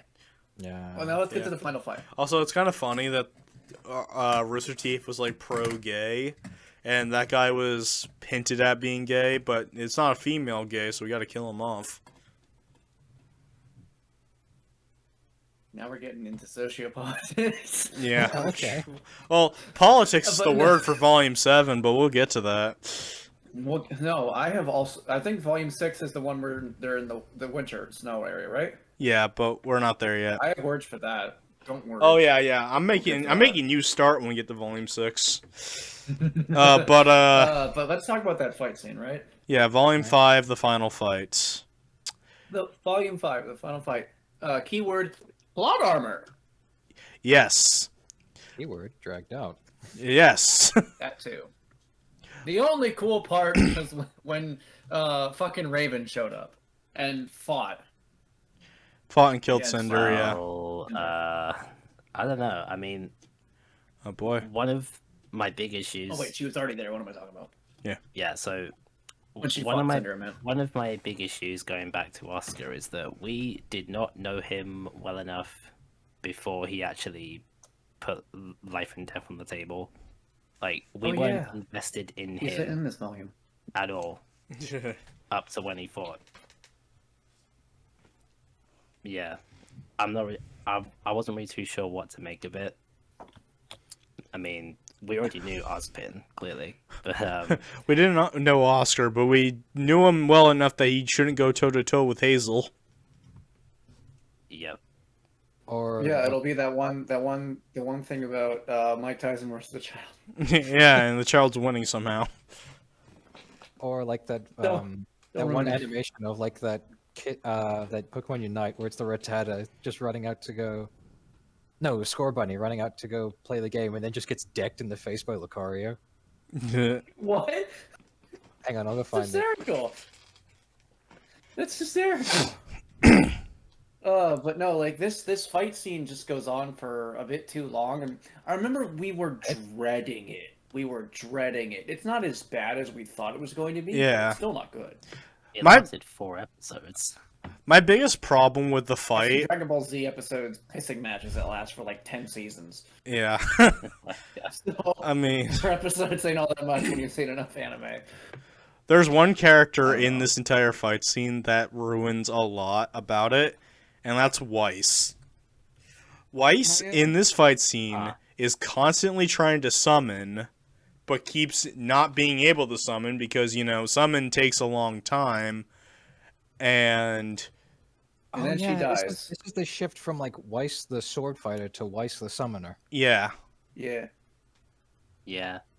I mean, Yeah, and that then she wasn't gets the character pierced. that I was thinking at first, but yeah. Yeah, and then she gets pierced by a cinder. Like, Weiss is probably the one that's completely useless in this fight, even though her skill set is probably the most useful out of everybody.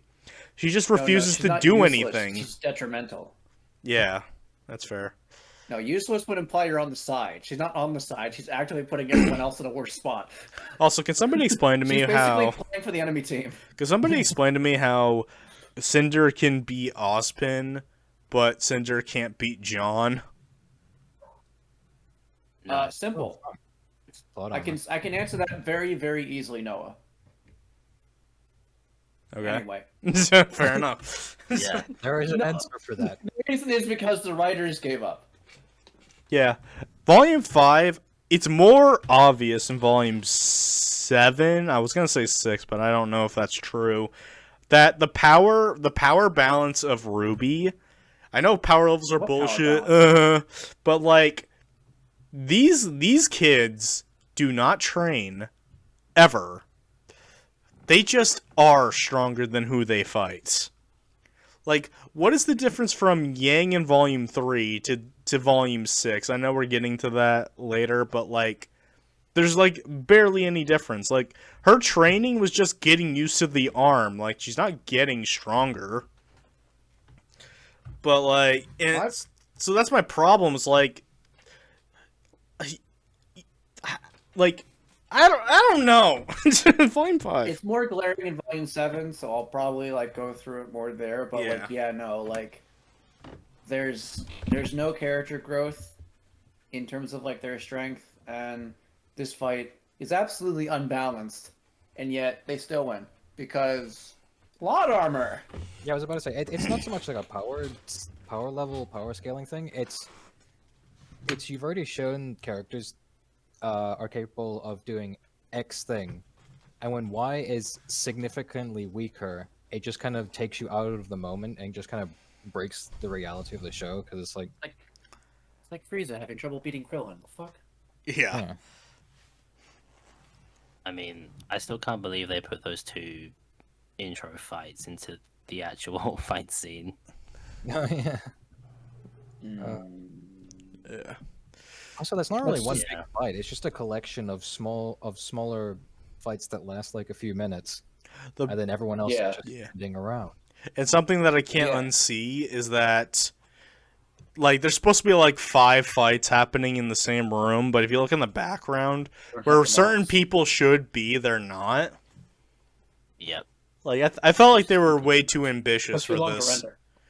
I felt like this fight was too ambitious. Like I felt like the fight, everybody should have like split it off to like different rooms or go outside for Yeah. fighting.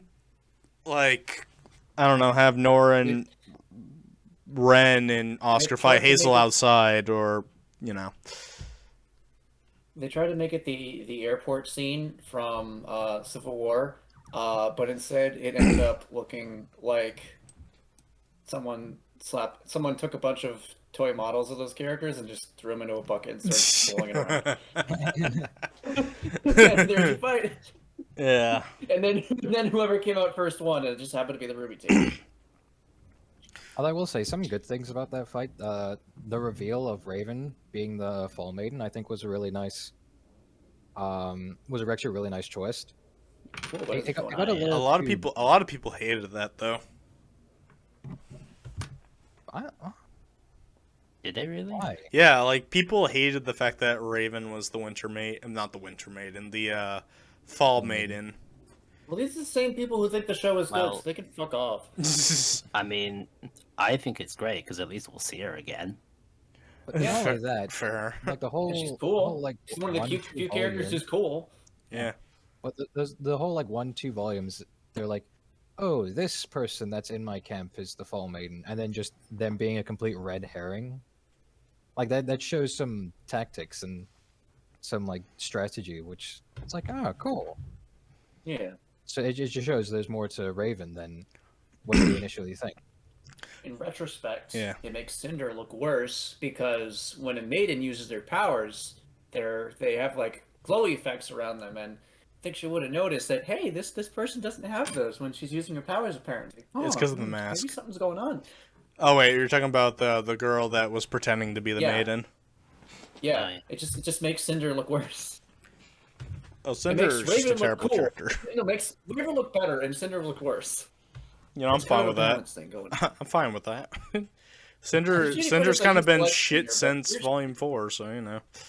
I used Yeah. to like Cinder, but she's just been getting worse and worse. Like she used to be like this cool like femme fatale character. Now she's just a fucking moron. Yeah. She feels like She's the the- character that's meant to be like the final twist antagonist, being like, haha, you found a way to kill Salem, but now I is the bad now. Yeah. Yeah, that's what's gonna happen, and we already know her backstory, and it's gonna. You know, I haven't been this disappointed in a while, and it's gonna make a terrible joke, but I decided no, I'm not gonna say that. Uh-huh. No, I'm just gonna make a dad disappointed in mean- son joke, but no. The last thing to talk about really is the Yang and Raven conversation at the vaults. Oh yeah, that It does was happen. bad. Yep. Like I don't remember it. it's just Yang talking down her mother for reasons that she doesn't understand. Like that's my problem, especially when And you the Yang watch it being like- retroactively, where Yang got her shit wrecked by Salem in Volume 8. So to go back to Volume 5, where you put in the hashtag Raven was right, it makes Yang just look like the most ungrateful little bitch ever. I feel like we've forgotten Adam doing something, because I swear Adam plays a role in this fight somehow, and he runs away like a bitch. But Yeah, I'm trying that's- to Yeah, remember. no. Like he just gets the Um, fauna. He just has his side plot. He was Like gonna do the Blake, explosion thing, and yeah, he was and gonna have then betrayal going on. Blake Oh yeah, rounded this up the volume was the fauna, one so- where they talked more about like the faunus, like that one chameleon Kali? chick, remember? Yeah. Oh yeah, I liked Uh, her. Ilya? Yeah, Yeah. Yeah. I wasn't a I feel big like the stuff fan. on Faunus Island wasn't too bad.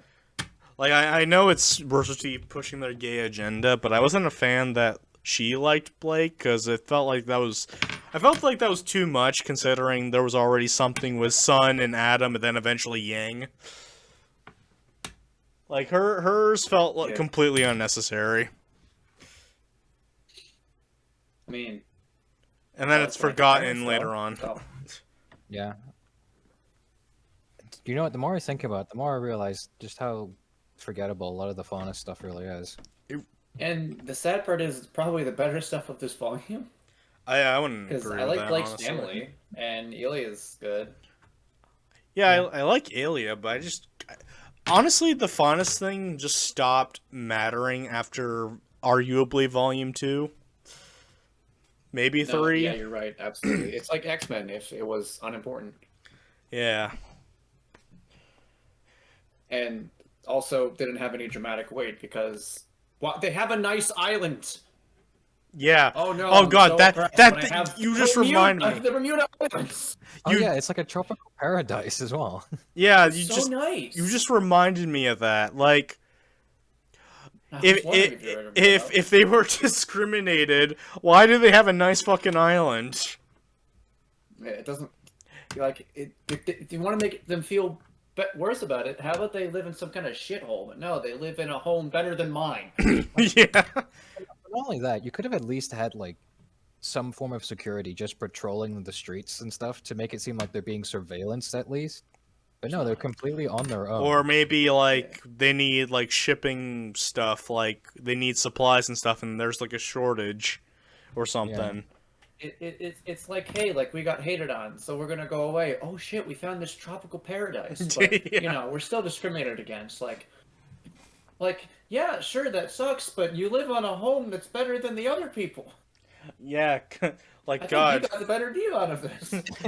like that place is so nice, especially when you get to the city in Volume Oh, 7. it's so pretty and colorful, and I love it. It's Yeah, a nice location, but it just ruins a lot of the dramatic weight. Daiki, do you remember the city under Atlas in Volume 7?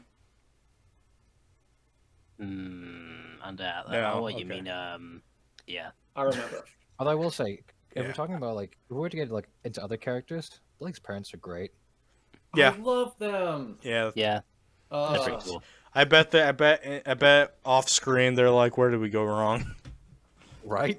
yeah, right? Like Oh they're my such God. fun, like likable, interesting characters. And Blake's just to quote Jello Apocalypse, belongs in the garbage. Oh my god, you just reminded me of another part in Volume 5 where, like, in Volume 2 or 3, I don't remember which one, Blake says, like, she's having some problems with their parents, and, I love her. yeah, they love her. The big problem is that she ran away, you know, that is a problem with Blake, because, you know, she ran away from Yang in Volume 3, but, like, you just ran away from home, that's a normal teenage thing.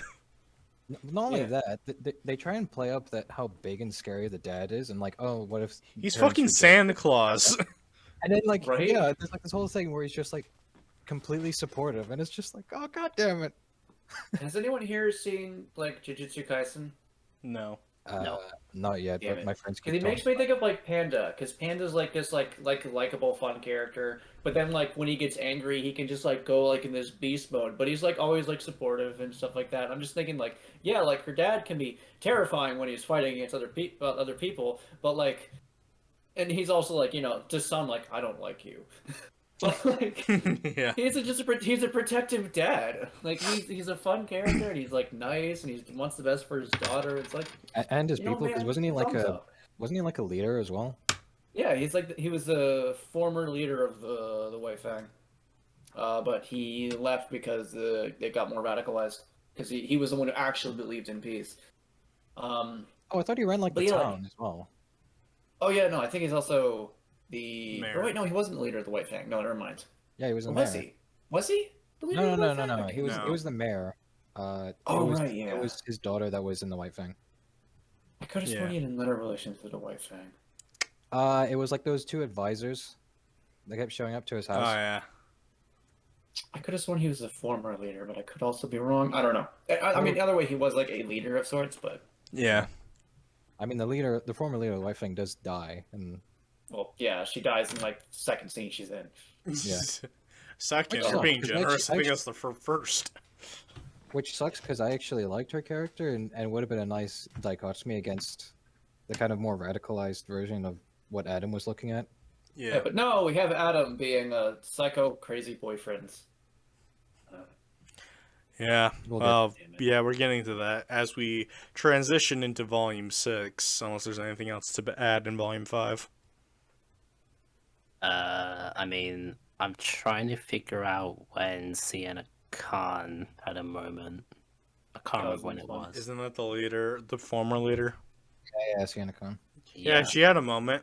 she died. Yeah, she had a moment in Volume 5. She died in her like second scene. I was so sad. I'm like, oh Yeah. look, interesting character. No, And dead. Yeah. nope. That's a running theme. Yeah. Yep. This is an interesting character, and now they're dead. Dead. Oh god, don't. Oh Yep. fuck! I just got PTSD for Volume 8. Anyway, Well, speaking of, yeah, speaking of, let's jump into Volume 8 minus 2, Volume 6. I'd like to skip Volume 6 because Jesus Christ. Oh yeah, Here's where I almost quit the show. I subtitled this Bumblebee. But before we jump into the Bumblebee shit, I want to talk about Sean. Sean, describe as best as you can. Describe what almost made you quit the show. So, there's a scene early on in Volume 6 where everyone kind of learns more about Ozpin and that he's like been hiding things and such, and like every single character turns on him, and I fucking hated it.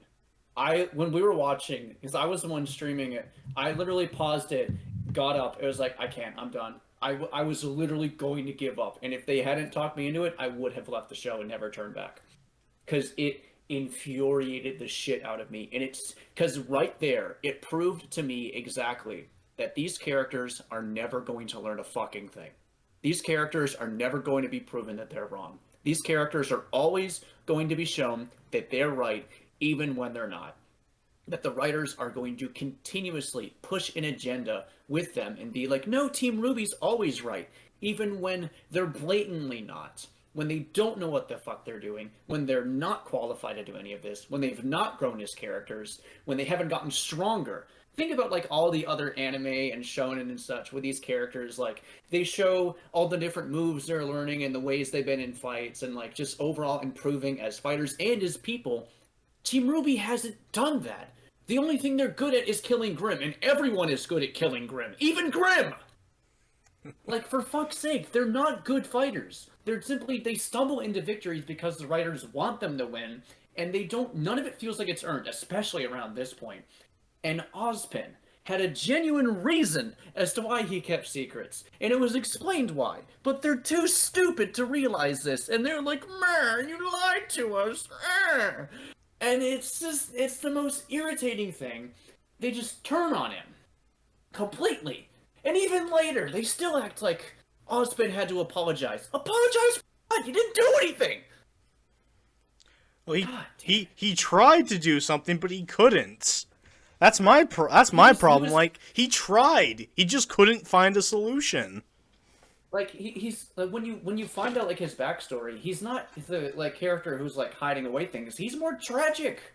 Like he's been trying all his life to figure things out. Of course he's gonna keep things close to the chest because he doesn't want people to fucking panic. And he has a specific group of people that he's trusted over time that he's said, hey, you know, we got to keep things close because we don't know what Salem's plan is. We got to make sure that we're prepared for everything, and that way she doesn't learn our contingency plans. And then Team RWBY's like, why weren't we in on this? It's like, well, then maybe it's because it's something to do with the fact that you're still early students, and you've guys gotten your asses kicked when you're not being helped, or you're having the plot have you win. So yeah, maybe I do want to keep things close to chest, because spoiler alert, when they go to fight Salem, they get their asses kicked. Huh, maybe Ozpin had a point, but hey, Rooster Teeth and RWBY don't want to admit that, now do they? I'll get off my fucking soapbox now. That was like an That's fine. amazing speech. Like, I literally couldn't describe anything like that the same. Like, It was such because I've been having this fester in my mind because when you brought up that we're gonna talk about RWBY, I'm like, probably gonna talk about the thing that almost made me quit the series. yeah. And at the time, I probably couldn't explain it all that well. But as I'm like letting it like sit in my head, I figured out why it really pissed me off, and that's why. It's just the writers jerking themselves off and just throwing it into the characters, and when they have this situation that makes no fucking sense, and they're trying to make everyone, the audience, feel the way, even when it's not. They don't do it organically. They force you to feel a certain way. And when they do that, a lot of people just don't connect with that. Ah, God. However, the fucking wasn't what's her face? The one with the eyes, didn't she show up in this volume? Yep. Oh yeah, I liked her. Yeah, she's Maria. great. Yeah, Maria's Yeah. great. Here's the thing about Volume 6 for me, just on a Cliff Notes version, is that it has higher highs than Volume 5, but in my opinion, it has lower lows than Volume 5. Yeah, So I actually if you had a gun to my head and tell me which volume was better, I honestly don't know if I could give you an answer. Because you got Volume 5 had, and it annoyed me, but Volume 6 pissed me off. Like, but it also had a lot of great things, like the soldiers.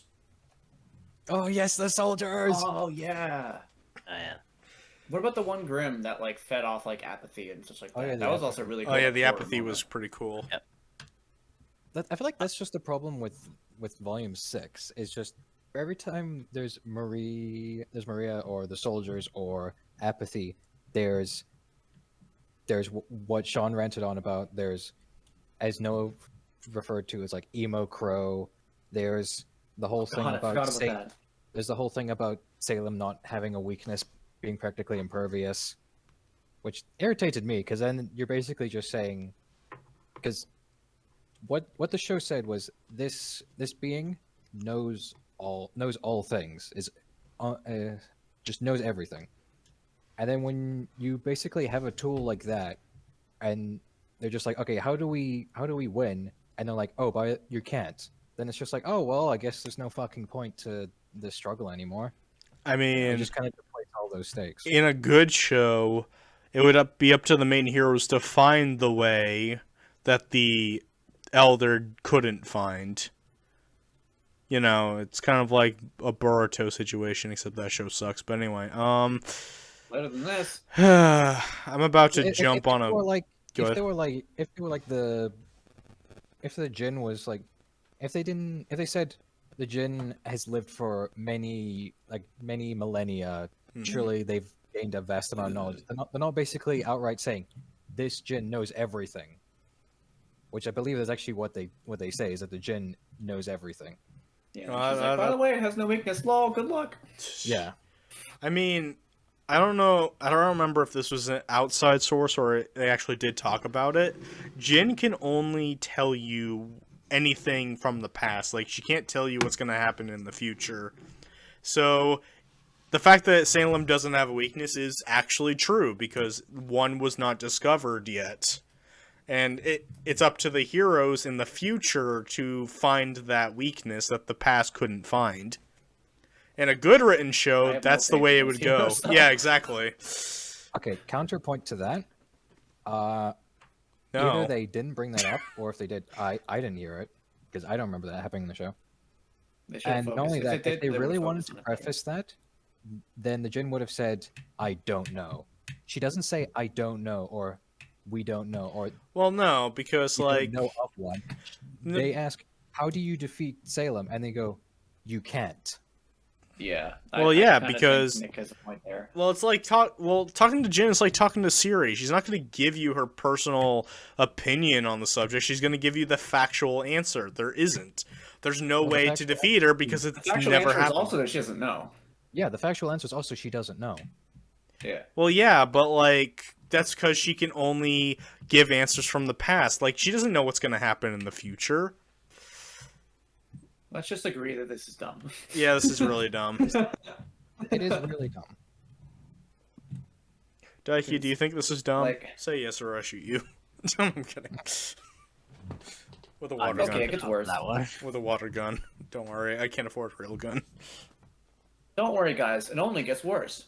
Oh yeah. Well, I still want to say volume. gets worse. I still think that Volume 6 is definitely better than Volume 5 because at least your main character isn't sitting in a house for 10 episodes. That's true, No, but don't worry. like they have tea in a later volume. that oh god. It's kind of one of those arguments where it's like, Alright. do you want to show that like doesn't invoke strong emotions in you, or one that's just like there's good moments and then there's a lot of bad moments? Well, here's my I think counter Volume 6 took a my year off counterpoint life, to what Daiki said is where if we were just squarely focusing on the RWBY team in Volume 5, I would agree, but we're bouncing back from like three other perspectives. So it doesn't feel as egregious. Yeah, I was about to say that whole 10-episode thing. They only get to see like 2 episodes of it. Yeah. Still bad, but you know. Well, Yeah. the thing is, in Volume 6, from the start of it till where they pretty much hit a roadblock, I'd say the volume was okay. It wasn't bad. It was just okay. You could say some positives and negatives about it. But with from volumes 4 and 5, the problem is that with each episode, you're constantly switching scenes. It's like, hey, let's go over here for a bit. Hey, let's see what Ruby's up to. Everyone is kind of together, and you can see the story progress. And throughout the majority of Volume 6, there's not really a key thing that is entirely wrong, except for when it gets to the last third. That's the real kicker. But yeah, I think that's what makes me like Volume 6 better than Volume 5. That's What fair. happens in the last third? Bumblebee Mech Fight and Bumblebee. Mech Fight, yeah. Yeah. Oh yeah, the Gurren Lagann reference. Oh yeah, the Mech Fight. The one Yeah, that 'cause it is a blatant Gurren Lagann reference. yeah, the one that will piss you off less than the other one. Yes, we'll get to that. Yeah. I have another rant for that too. But anyway, I kind of want to jump on Bumblebee, but I feel like let's just talk about the Mech Fight first. Okay. It was there. Yeah, it's there. Yeah. All right, let's It's bitch about not really Bumblebee. needed. No, hang on. The lead up is arguably my favorite part of Volume 6 because it's so ridiculous. Of just like two tiny old women just making snide comments at each other, and then Oh yeah. fucking Wingus and Dingus, the just like just being there, just being like the best part of that show. Yeah. I remember those two. You see that? Yeah. That's like an example of what RWBY probably should have been. Like RWBY was a lighthearted show, but like that was a good moment of a dark show having lighthearted moments. Those fucking walk cycles, they're amazing. Like, so fucking like funny. kind of like in Hellsing Ultimate. Like, yes, it's a dark and gruesome show, but like there's like levity and comedy mixed in with it. Yeah. Like, that's what RWBY should have been. Not the gruesome part, but, like, you can have your dark themes and your serious moments, but you can have moments of levity. You can have Yang be likable. But, like, they just don't do it. Yeah, that was kind of like what I was harking back in one of the earlier volumes. Like one of my favorite shows as a kid deals with deals with serious, very serious themes and issues in the real world, but still has that episodic, very cheesy tone to it. So it's not just depressing or it's still fun and enjoyable. That's what I'm trying to say. Yeah. Yeah. And then we have Bumblebee. Okay. Alright, so I'm a fan of romance anime.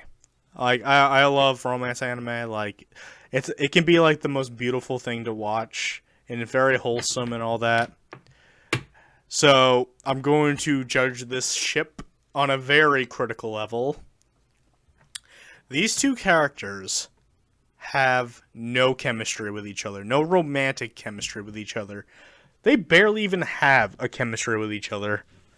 There's barely a friendship there. Yes, like the only two scenes is Yang talking about her mom with Blake in Volume 2, and Yang trying to save Blake from Adam in Volume 3. That's it. Oil and water have more chemistry. Yes, exactly. Like, there's no sorry, chemistry sorry. between these two characters at all.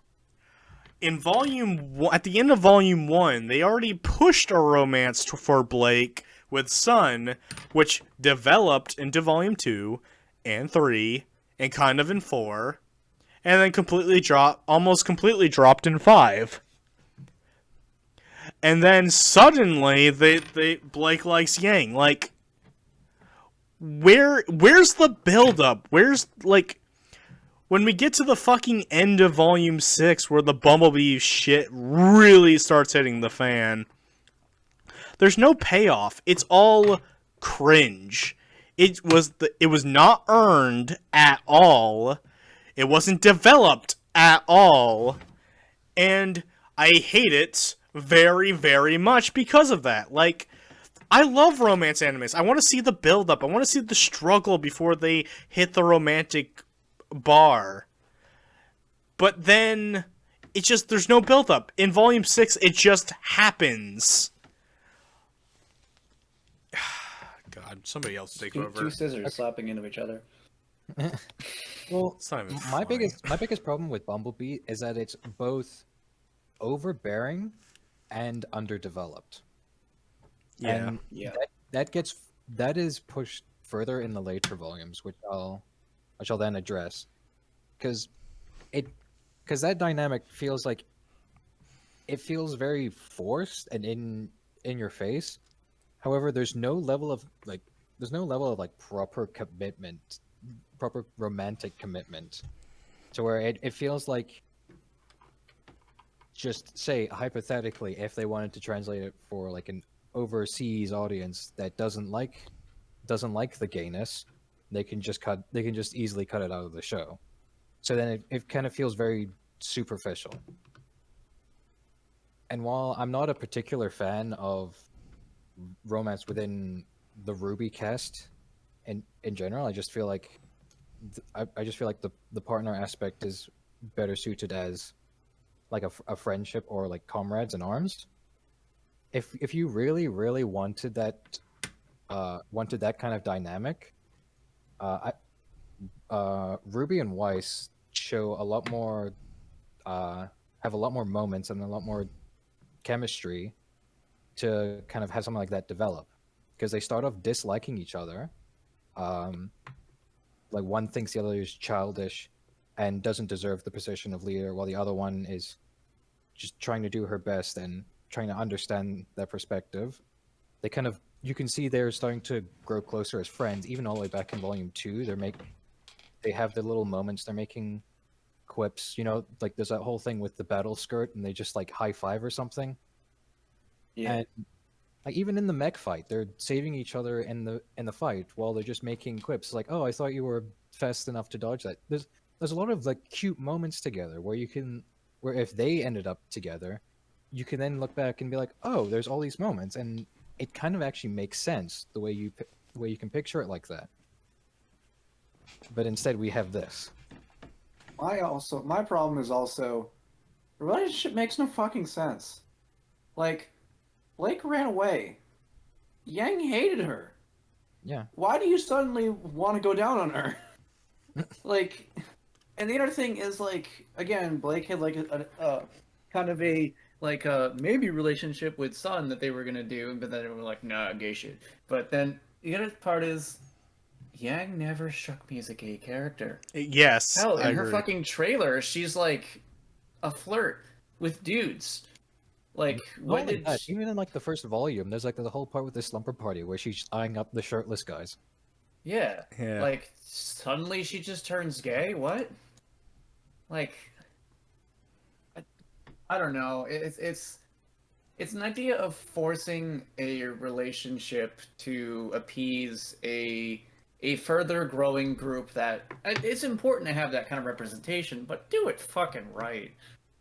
Like, have characters that, like, again, you said, like, I think that Ruby and Weiss, like you said, would have been pretty nice. Like, I would have yeah, preferred it, sure, yeah. the main character being gay kind of has more of an impact than non-main character being gay. It's kind of like It's taking more a of an bigger stand impact on than her sister, in quotation marks.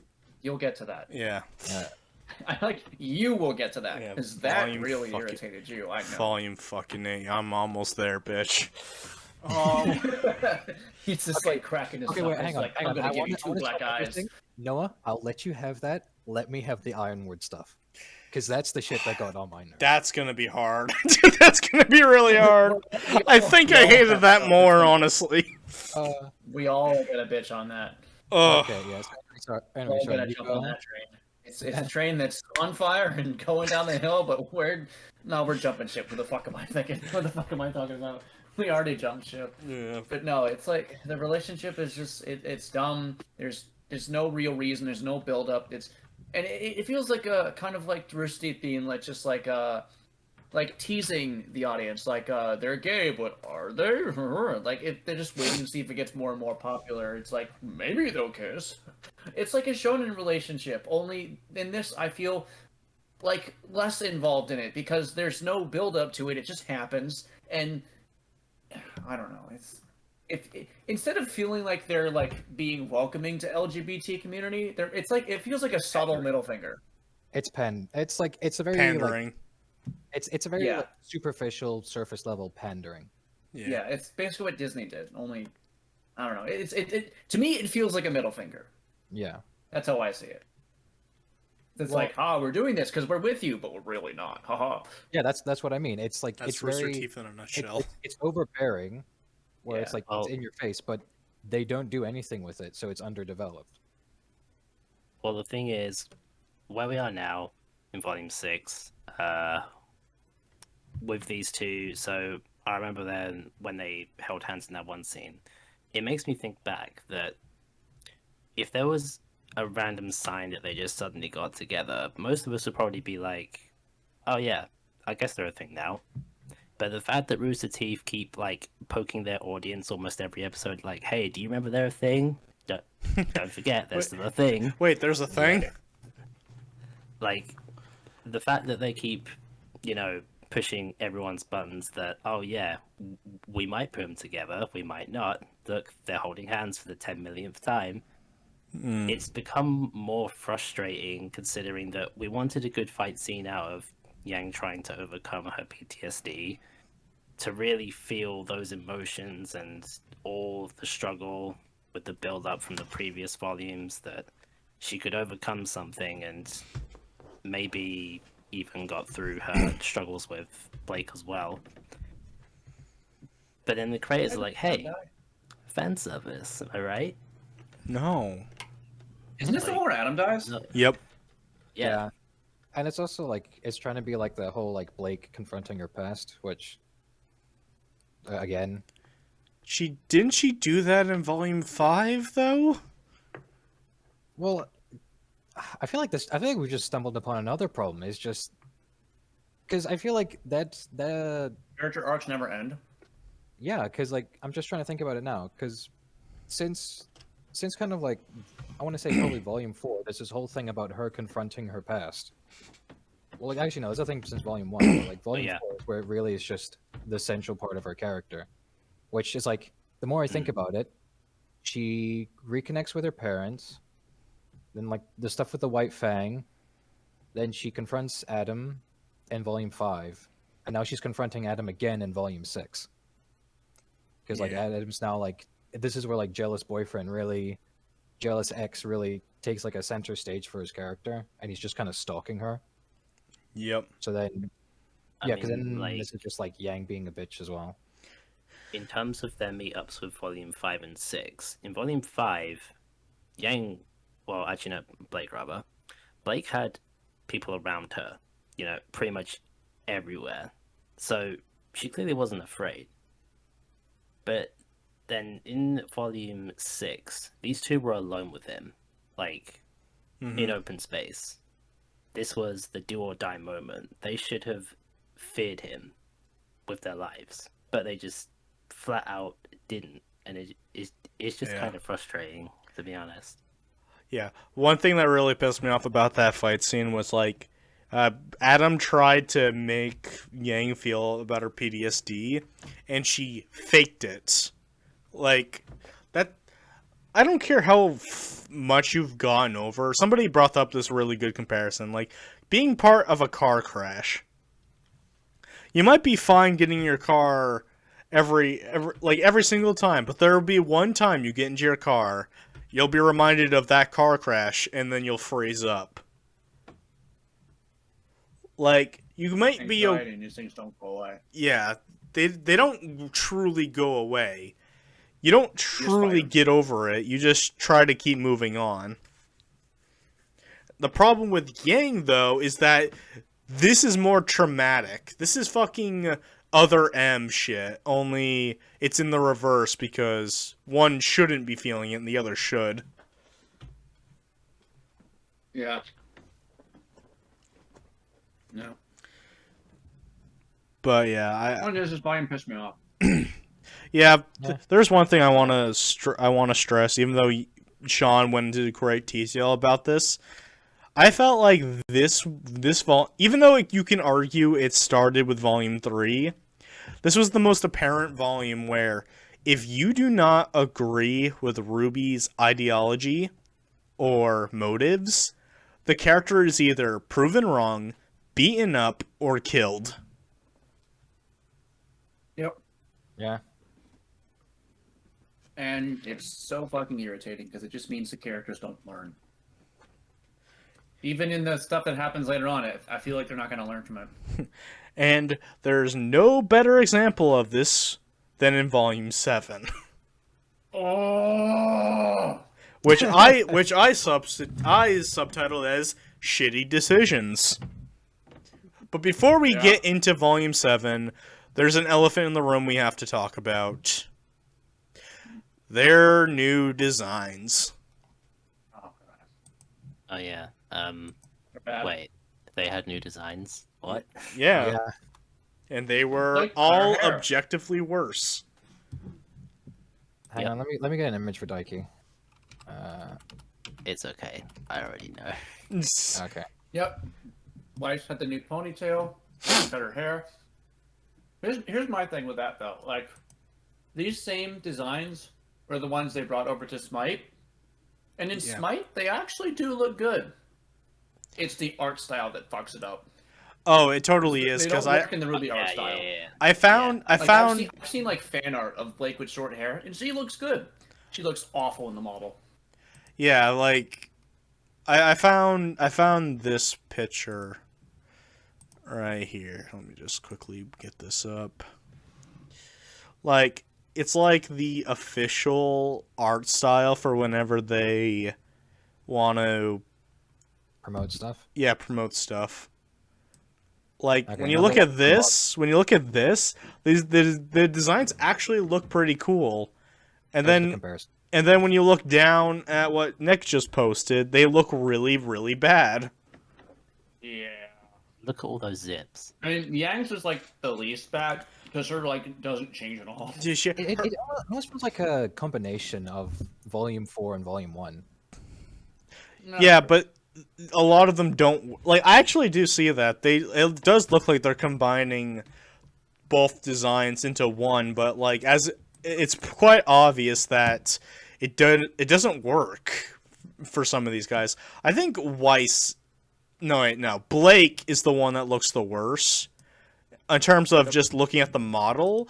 But when I look at the 2D art style, it actually looks really good. She looks really gorgeous. But like, Yeah. I think the one who objectively has the worst design is Weiss.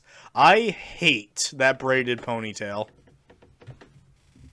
I Yeah. mean, they did improve it later on, but yeah, it's still bad. I hate I the don't know braided why. ponytail. I don't I don't even like- know. Blake's, Go ahead.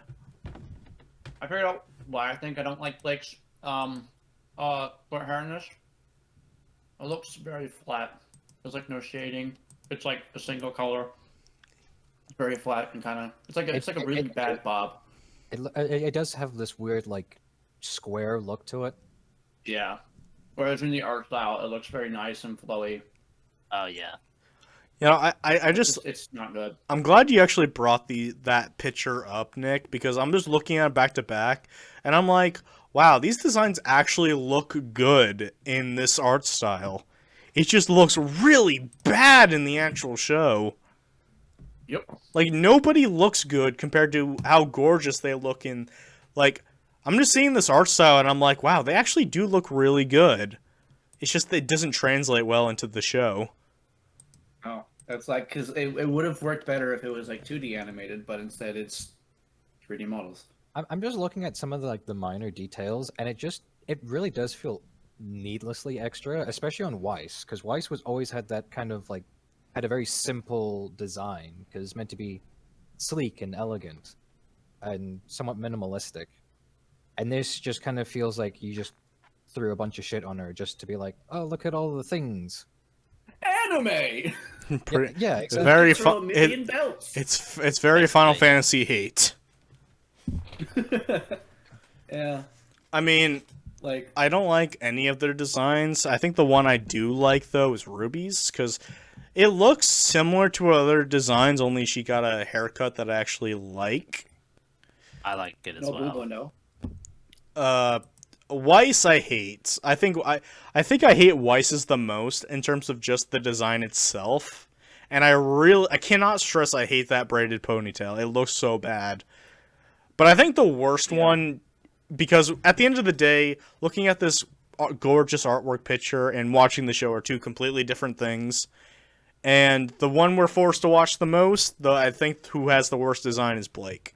Like, I can't stress enough, I love her design in the 2D art style. Like, she actually looks pretty gorgeous. But No, she looks great. in 3D, though, in the actual show, it looks awful. It's that I'm it's looking at that no. art style, and I like Blake's outfit, but you're right, it just doesn't translate well into the show. So you know what the meme is? It's that one meme of manga, anime, Netflix adaptation. Exactly that. It's exactly that. Like, just show the RWBY manga, show that picture of Blake, and the Netflix adaptation. Just the CG model. It just does not translate at all. Yeah, but this is at this point this is like the biggest nitpicky part out of this whole volume because there's so much more to complain about. Oh, yes. Do we even want to jump into the Ironwood stuff already? We're all pretty. Well, at least I know the three of us are. I don't know how Becky feels about the Ironwood stuff. I want to build up to it. You want to build up to it? Okay. Well, he's gonna build up and then volcanic eruption. you know what? I have a good place where we can start. The Aesops. This team like the that is Aesops. supposed to be better than Team RWBY in every way, shape, or form. They're like the top huntsman in Atlas. And then later on they lose. You know, Oh, no, so here's But the thing, okay, like, they just the said in the next introduction- volume that they were holding back for some reason. Okay, now here's the Again. thing that bugs me though, is that when they're introduced, they're meant to be a tight-knit, practically family-esque relationship team. Like they know each other like the back of their own hands. Yeah, And in that, they like getting on each other's cases like siblings would. Yeah. yeah, but like it's more jovial and teasing. In that fight at the end, they act like they've never fought with each other. They don't even know who they are. They're just getting in each other's way, and it's Yeah. Yep. I'm It's getting plot these- armor to the fullest. It really is. And not to mention, I do like the Aesops as characters, although one in particular, I swear it gets worse and worse as the show gets on, and that's Marrow, the Faunus dog. Because Yeah, well, he right. has the most broken semblance in the entire show. He can Zerwardo your ass just by pointing at you. He doesn't do that in the Team RWBY fight. And he doesn't use it effectively until in Volume 8 where he... I'll save that for later. But, yeah, I like the Aesops. They just were done dirty because of Rooster Teeth's mentality of making RWBY always win and always right.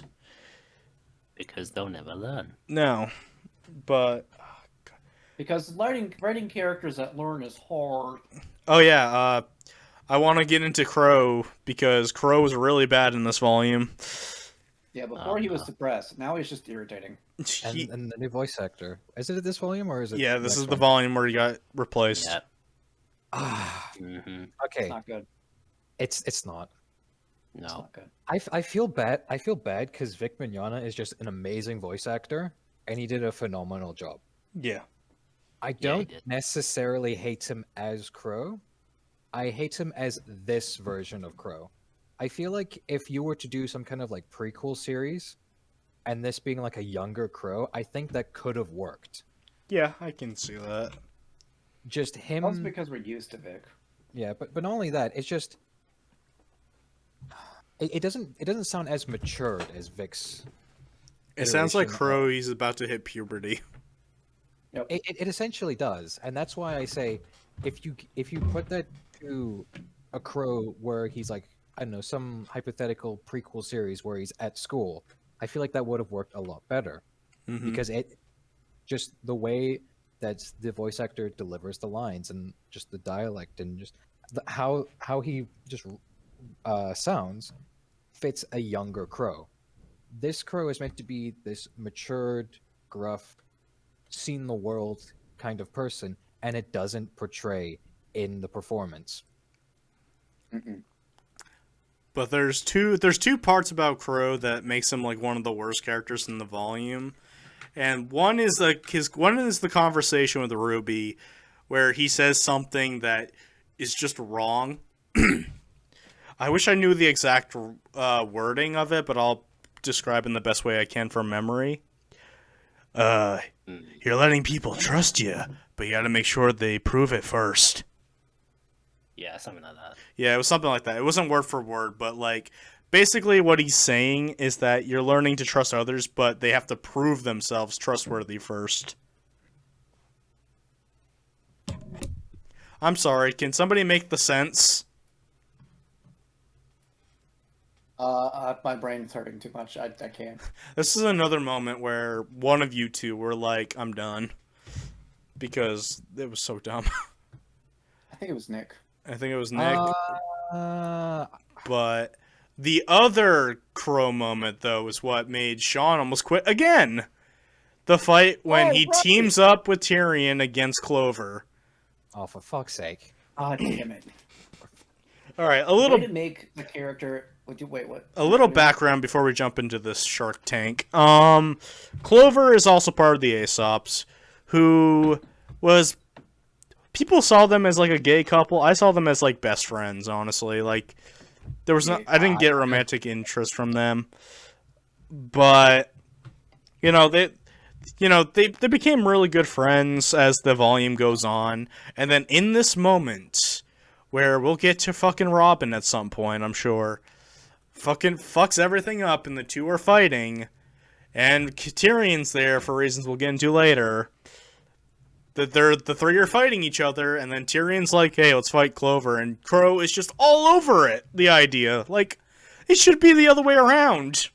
Like, I will say there's a point I want to give to Tyrion, where, yeah, as you were saying, he just like for some reason it's like, yeah, let's just fight Clover, the guy I've become like best buddies with, and then I just love how Tyrion is like, huh, now I'm gonna prove why you're a dumb fuck by using your weapon to kill Clover. So now you're Exactly. framed for Yeah. murder. exactly. Like it just basically destroys it makes no sense. Like these two characters, like yeah, sure, like they're in a situation where let's look past on the ideologies. They're in a situation where currently they're on different sides of a belief, but like this other guy is basically a fucking terrorist. So your dumb bitch ass, who's supposedly some kind of incredible hunter, was an incredible hunter in the past, but I guess over the most recent volumes, through your depression arc and probably all the drinking, have lost a significant amount of brain cells to the point of almost going comatose, have decided, hey, I'm gonna work with this terrorist to fight the guy who is apparently my best friend, probably yesterday. And then my dumbass is gonna be surprised when he takes my weapon and kills him with it.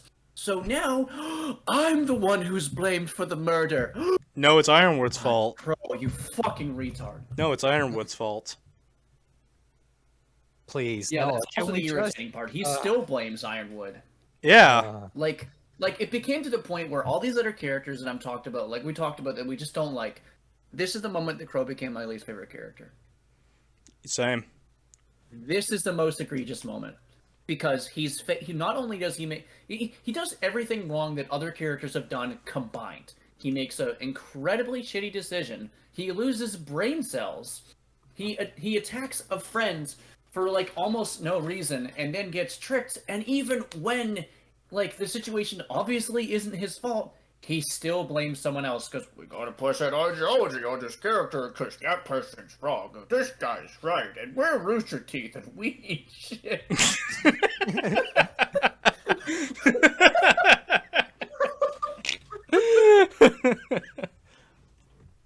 Oh. Shit. No, I'm just thinking of the one scene from fucking what's the fucking Adam Sandler golf movie? God damn it! Where it's Happy just like, Gilmore. I eat pieces of shit like you for breakfast. You eat pieces of shit. No.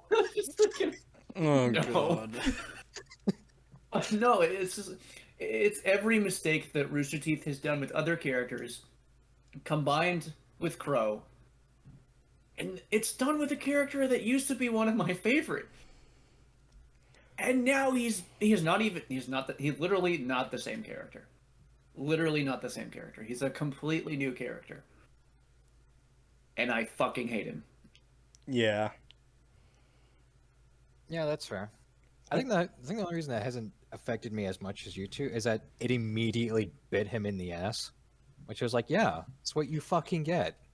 Well, it was. Yeah, but he I continues to get understand hit that. up Ironwood at that. Yeah. I'm Exactly. not defending it. I'm just saying. No, that- I know. I'm just saying that's what irritates me. Like, it does Yeah. bite him in the ass, but he doesn't learn from it biting him in the ass. Literally doesn't. It's like a child, like, slapping a bee, getting stung, and being like, ow, stupid tree, and just slaps the bee again. Blames a tree, a non-entity in the situation, and then doesn't learn and tries again. Only this time, it's an adult male, who's apparently some kind of super soldier.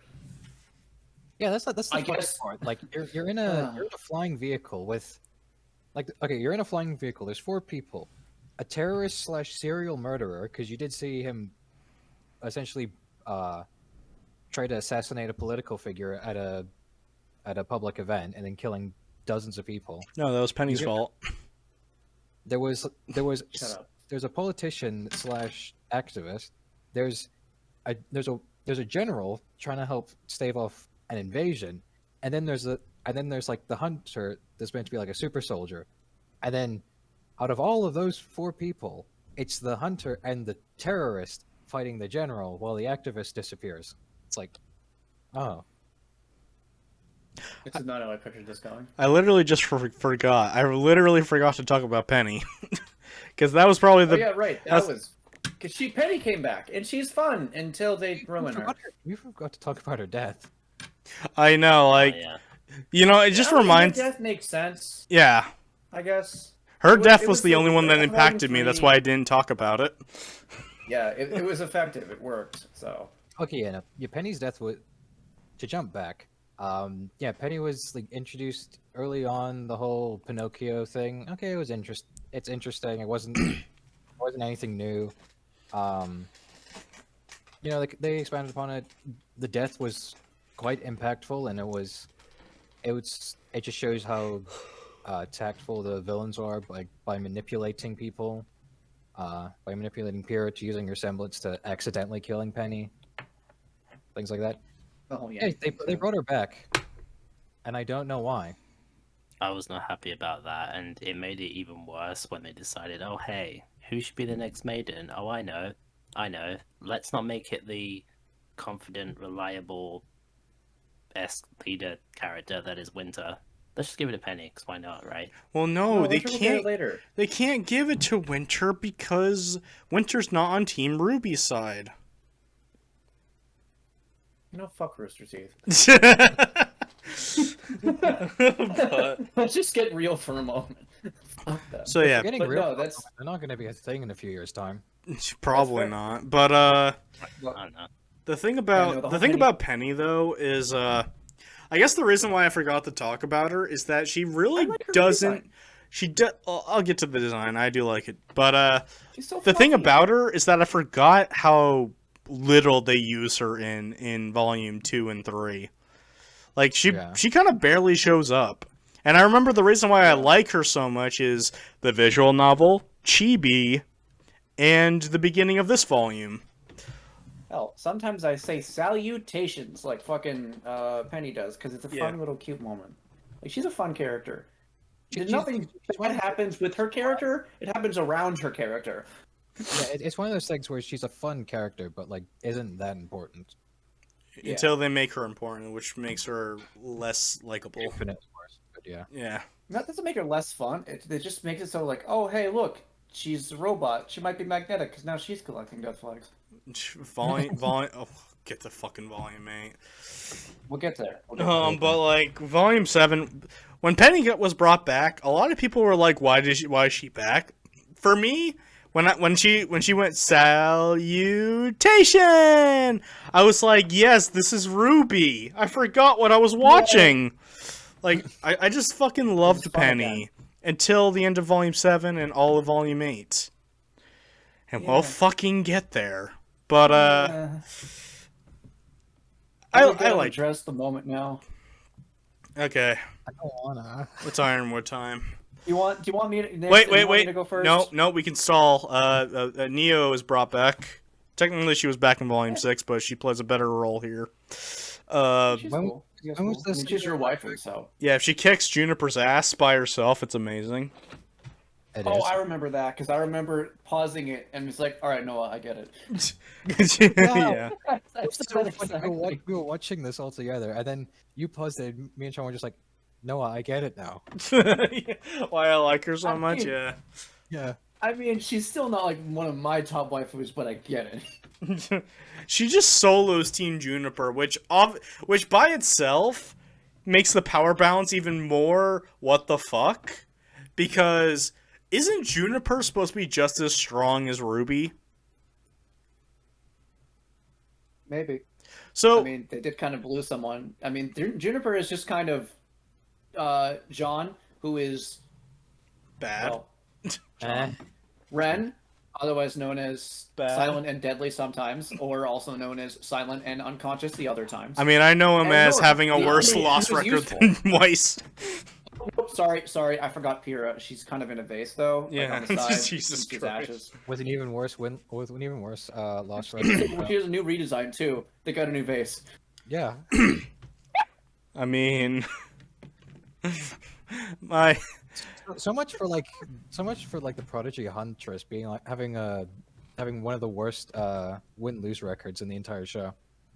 Ren has a worse loss record than Weiss does. Watching the show back, Weiss loses a lot of fights, but I think Ren loses Chainsaw more. Man, not the anime. Well, I mean, like Juniper is entirely carried by Nora. Yeah. Yes, I said Nora, the only one who matters. Yeah. So it kind of feels fucky that like Neo is known to be a great fighter 1v1. Like you can barely touch the chick in 1v1 situations. There was 4 people against her and she still wrecked their asses. Well, does Oscar really count? No, although I will say I do like the new design he got in Volume Oh, 7. yeah, he It- ditched Oh, yeah, he ditched the farm boy. Oh yeah. it looks like an in between Oscar and Osborn, which Yeah. Which is a good symbolism. yeah. We can't stall too much longer, Noah. Yeah, well, Cinder lost again. Oh, this That, why the fuck is that's like saying the morning arrived. Yeah. why the fuck is Cinder back? Why didn't she stay dead? Good question. I don't know. Because they really wanted to make her the main I thought she was dead, villain. and then someone. I thought she was dead, and then one of my friends was like, "Oh yeah, by the way, Cinder's back," and I'm like, "Why?" She literally turned to ice, and the impact would have shattered her. But not only that, she's got like there's no reason for her to exist in the show anymore. Yeah. What is She's she? got to be the main villain. Even the dog can't Doggy. believe it. Even the dog's like, "This is bullshit." Yeah.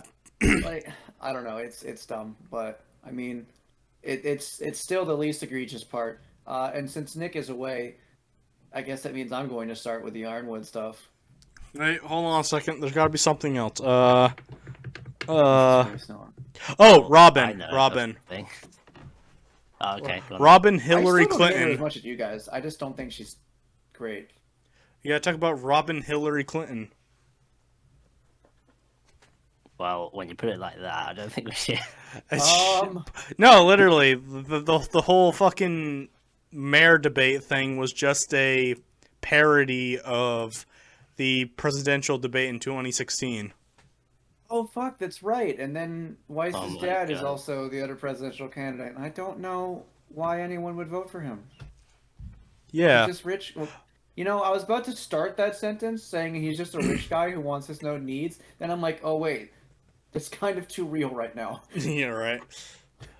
Anyway. Oh wait, no. but There's yeah, one more like- thing. One more thing. Yeah, I had one more Watts. thing as well. Watts. Did we... Watts is cool. I like Watts. I like Watts a Yeah. lot. He was Watts cool. is cool. Watts is cool. The villains outside of Cinder are pretty much the highlight of the entire show. Yeah. They're the Oh, only yeah. reasons to watch the show. Honestly. I feel like this is the point in the show where you go from I don't like the protagonists. I like the villains.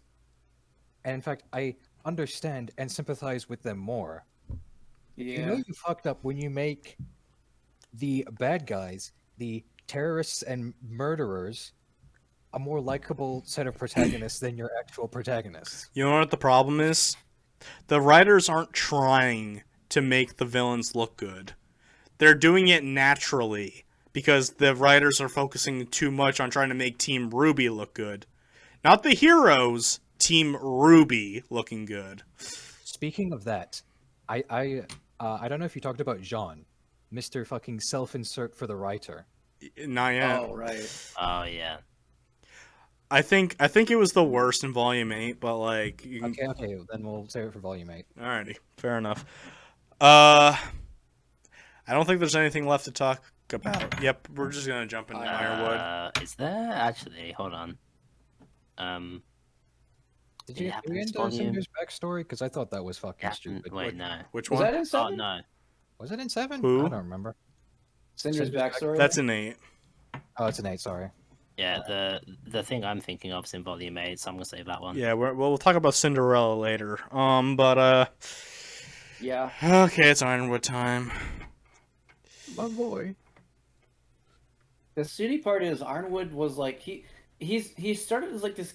Well, he's always been like this character who's like you kind of feel for him and he's trying his best, and even throughout a lot of this arc, you're really feeling for him. And then, well, it's angered.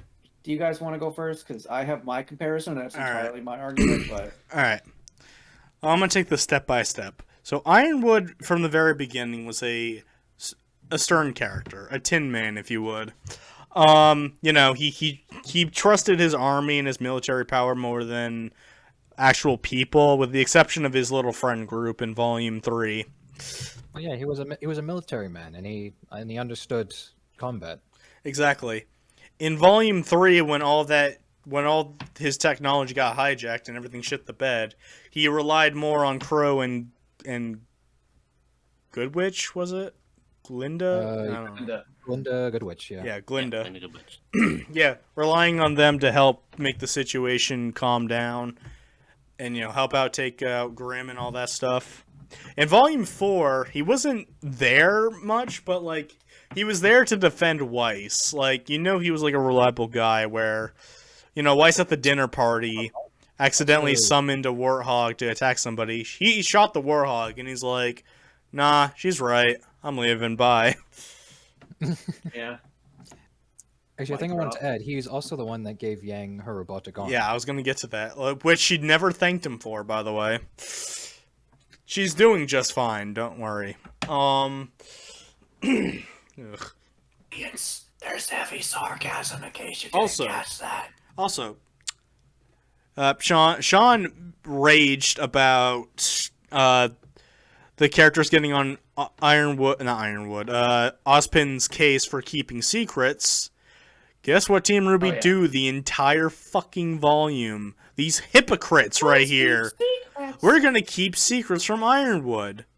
Because they can't trust him, despite the fact that at the start of this volume, they get upgrades to their weapons and gear. They get the new outfits. They get a place to stay. They have another team to mentor them. they get Penny back, essentially through Ironwood's help of having Penny rebuilt. Mm-hmm. They get what else? He describes his entire plan. Nothing was hidden. He just showed him the plan because in Volume 7, he's learning to trust others. And Ruby's team just takes that trust and throws it in the garbage can. Oh, and RWBY is the makes true all villain. official huntresses. Yes. And Yeah. he even decided to give the relic back. Yeah, he could have kept that shit for himself, but he's like, here, I trust you with it. Yeah. RWBY is the true villain. Yes, because in spoiler alert, Volume 8, her team's responsible for destroying 2 whole countries. Yay. But we'll get to that later. Yay. But, like, this man has given you his trust. He has not held anything back. He's helped you, supplied you, gave you your best friend back. And what do you do with all that? Well, for Blake and Yang, they go behind his back and tell Robin, who is a known terrorist, the plans about the tower that he wants to do. I don't think Weiss did anything to Ironwood, if I'm being real. I'm trying to remember. But like Nah, Ruby think told so. Ruby told a lie to Ironwood by saying the lamp can't be used because it's out of questions. Why? Like fucking why? Why? And then, you know what? The whole thing about Salem and like being powerful and not having a known weakness, they dump that responsibility on Oscar. Yeah. Because Ruby just had to get out to the next mission. She just had to. But don't you understand? They had to be inside and have a tea party at Weiss's Shut place. up. We're getting there. Also, this is all on top of the fact that in his first instance in Volume 7, you can see this man is at his end. Like, just, he's exhausted. He's at his end mentally, emotionally. His friends are betraying, like, he believes, like, Ozpin's somewhat betrayed him, and he's got, like, no one to talk to. He's trying to essentially save a sinking ship of a city that's constantly being invaded. And there's this whole crisis of like the poor versus the rich, and he's trying to construct this super secret flying fortress to essentially make a utopia so people don't have to deal with Grimm. Which But the is it? problem Which he is doesn't want to save everyone, and Ruby wants to save everyone. 'cause they're we'll wrong. we'll get to that in a few seconds. Time out for a second.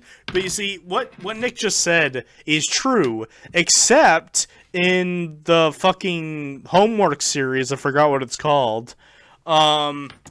They explained that Atlas was created because the Grimm can't survive in super cold temperatures. They're practically in the South Pole. They're in the South Pole area, and the Grimm are fine, and they're still coming in. Like, Which is probably like one of the biggest problems of Ruby, is just it retcons itself every volume. yes, Yeah. somebody made the joke that the only thing that's canon is the current volume. Yeah. They've Oh, changed yeah. they've Yeah, changed sure. the origin of Grimm like 3 times. Oh They yeah. they changed Now there's gods for some yeah. reason. They changed what like attracts Grimm. They changed stuff about like Faunus. God, they do retcon a lot. Yeah. All right. Now to talk about the big moment, the divide, the Civil War, where Ironwood Comparing this to Civil War is a the disgrace. I know. In Ironwood wants to do a plan that's most likely to succeed, but it's only going to save some people, like a handful of people. And Ruby wants to do a plan that's most likely going to fail, but tries to save everybody. Now, on a moral level, Ruby's right, because you just want to save more people. But in a... On the logistics level. Yeah. Ironwood is just flat out right. Like, you can't save everybody. Like, even in Avengers, like, people died. I don't remember which one. I don't remember if it was the original or Age of Ultron, but, like, Civil War was based off of, like, having superheroes is good, but it's still causing casualties. It was the beginning of Civil War that there was a big catalyst It was for it. beginning of war, but I think they were talking about like Age of Ultron with like the floating city turned into a meteor or something. I think that was one of the images that was shown because I know like he showed them a bunch of things of like just the things that happened in Marvel of like these are things that superheroes have caused. Yeah, it was a combination of a bunch of things. But Yeah, there's like a moment from Thor too as well. I use that as a comparison because no matter how great of a hero you are, you can't save everybody.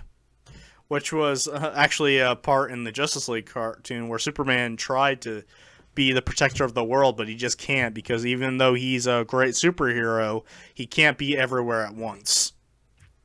So I've had a good comparison to this that I just want to mention. I'll make it short. There's a video on my channel about Gurren Lagann of Simon versus Rossio, idealism versus realism, and it's essentially the idea that's going on here. And it's a pretty good comparison of like someone who wants to save everyone against someone who's more of a realist and says we can't save everyone, let's save as many people as we can. The difference is in execution, because in RWBY, there's really no confidence in the characters that they can even save everyone. The villain is just like supposedly super all powerful. They're just stumbling through things, and they've just been kind of like unwittingly proving Ironwood correct, like just with everything he's trying to do.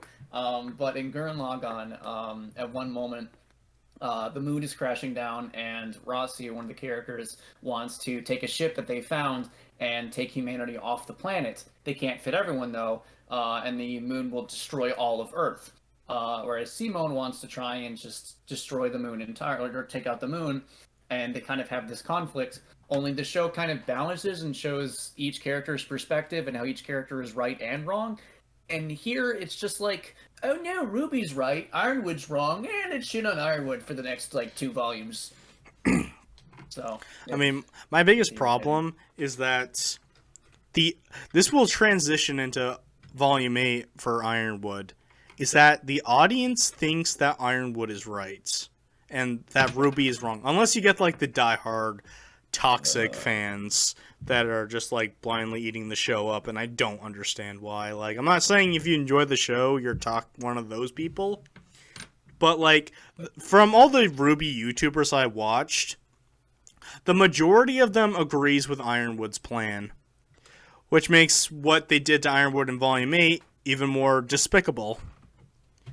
Because I'm just gonna say this: if this was in the real world, Ironwood is just in the right. It's inhumane, but it's right. I mean, if this was in the real world, Team RWBY would probably be global terrorists. Because they should be. Volume 6, they stole a fucking hovercraft. Yeah, they've stolen like multiple military equipment, but not only that, their actions caused the destruction of 2 countries. I'm pretty sure the UN would be like, yeah, no, you're not doing that anymore. Yeah. Anyway, I'm about to go on a shit fest in Volume 8. Is there anything left to talk about in Volume 7? Not that I can I think. don't think so. No. I think Crow should have died. Yeah. That's something I should. I think Cinder should have stayed dead. Yep. Yeah. Yeah, no, I think let's move on to Yeah. Volume 8. Let's move on to Cancer. Volume 8. The volume where many people says goodbye RWBY. Because this is the volume that got a lot of people to quit the show. And it's likely going to be the reason why Rooster Teeth is going down. Yep. There's So, nothing good in this one. alright. So, I'm going to start with Yang for a second. Okay, so in the very... Yang, okay. Speaking of Civil War... Okay, so some people wanted conflict between the group because, nobody really likes an anime team where everybody's like, yeah, instead of being like, yes, yep, yeah, okay. No, fuck you. But Paul. they feel like Team RWBY feels like an individual character instead of 4 characters. So, at the beginning of Volume 8, they made a discourse where Yang he states the obvious and saying, "RWBY, you're kind of a terrible leader, and every decision you made in Volume 7 has put us in this position that is not favorable." So, all the main characters like split off with their own ideologies. Some of them don't even make any sense, but like there's a lot of meta shit that stinks up this conflict. Like, for example, this is something to watch out for if you remember. If you look at the Yang stuff and then the RWBY stuff, in the Yang stuff, they don't succeed at what they want to do. But in the RWBY side, they always succeed. So that's like a meta sense of like, if you're not on RWBY's side, you're going to fail. You will not succeed unless you're on RWBY's side. And that pisses me off a lot. But let's keep talking about Yang for a second, because this show forgot. Since Volume 3, they forgot RWBY and Yang are sisters. And there's no scene that pointed it out better than when Oscar got kidnapped by the Grimm I want to talk about later. She's building the bike that got destroyed. She says the line, "Do you think she'll think ill will about me?" John says, "RWBY's your sister. She will forgive you." And then Yang says, "Yeah, RWBY." Anybody with a fucking brain knows she's talking about Blake. Fucking Blake. Like, somebody said, like, "Hey, Yang, does your new love for Blake forget you have a sister?" Well, apparently that's fucking true. Like, oh god, the Bumblebee shit is literally toxic. Like, it doesn't belong, it doesn't work, and it's just so fucking forced. To the point where a realistic scene is ruined because of a fucking ship. You know, I kind of liked the start of the volume for two reasons. One is that we actually have conflicts where the characters are unsure what to do in pretty much the lowest pit that they could put themselves in when it comes to Atlas. And then, like, so they've all gathered themselves, they've split off, it's whatever. So they're trying to figure themselves out. But part of me liked it is because Blake and Yang are not together. And we're like, yes, finally, we can see these two do their own thing without any shipping nonsense, it's whatever. And then we get that line. I'm like, great. Fantastic. It's almost like expecting the bare minimum from someone and they still disappoint you, and you're like, I didn't think I could go further than this. It's essentially like getting to Volume 8. My expectations were so low. It was basically like, oh hey, all Team RWBY need to do was dig their own grave and roll over to get past how far down expectations were, and they still went lower. Yeah. Like, RWBY doesn't dig its own grave. It hops into the grave parading that it's going to make it deeper. Oh my god. It's loading the gun as we speak. Yep. They're robbing someone else's grave. You know, I brought up that, like, RWBY succeeds and Yang fails in their teams to prove that Team RWBY's better. After, like, a speech where they want to save everybody, I want you three to tell me what they did all volume until the end. Tell me. They drank tea. They drank fucking tea. People are dying. You claim you want to save everybody. People are dying to the Grimm, which a big fat fucking whale just slams down, opens its mouth, and all the fucking puke coming out turns into Grimm. People are dying. Like, Atlas is being invaded, and Mantle is just a shithole by itself, and they're just sitting up and drinking their tea, and RWBY at one point's like, where did it all go wrong? How about you fucking do something? Nah, they're those activists that appear on social media and then tweet about it and be like, "Yeah, I'm helping." Oh yeah, the armchair activists.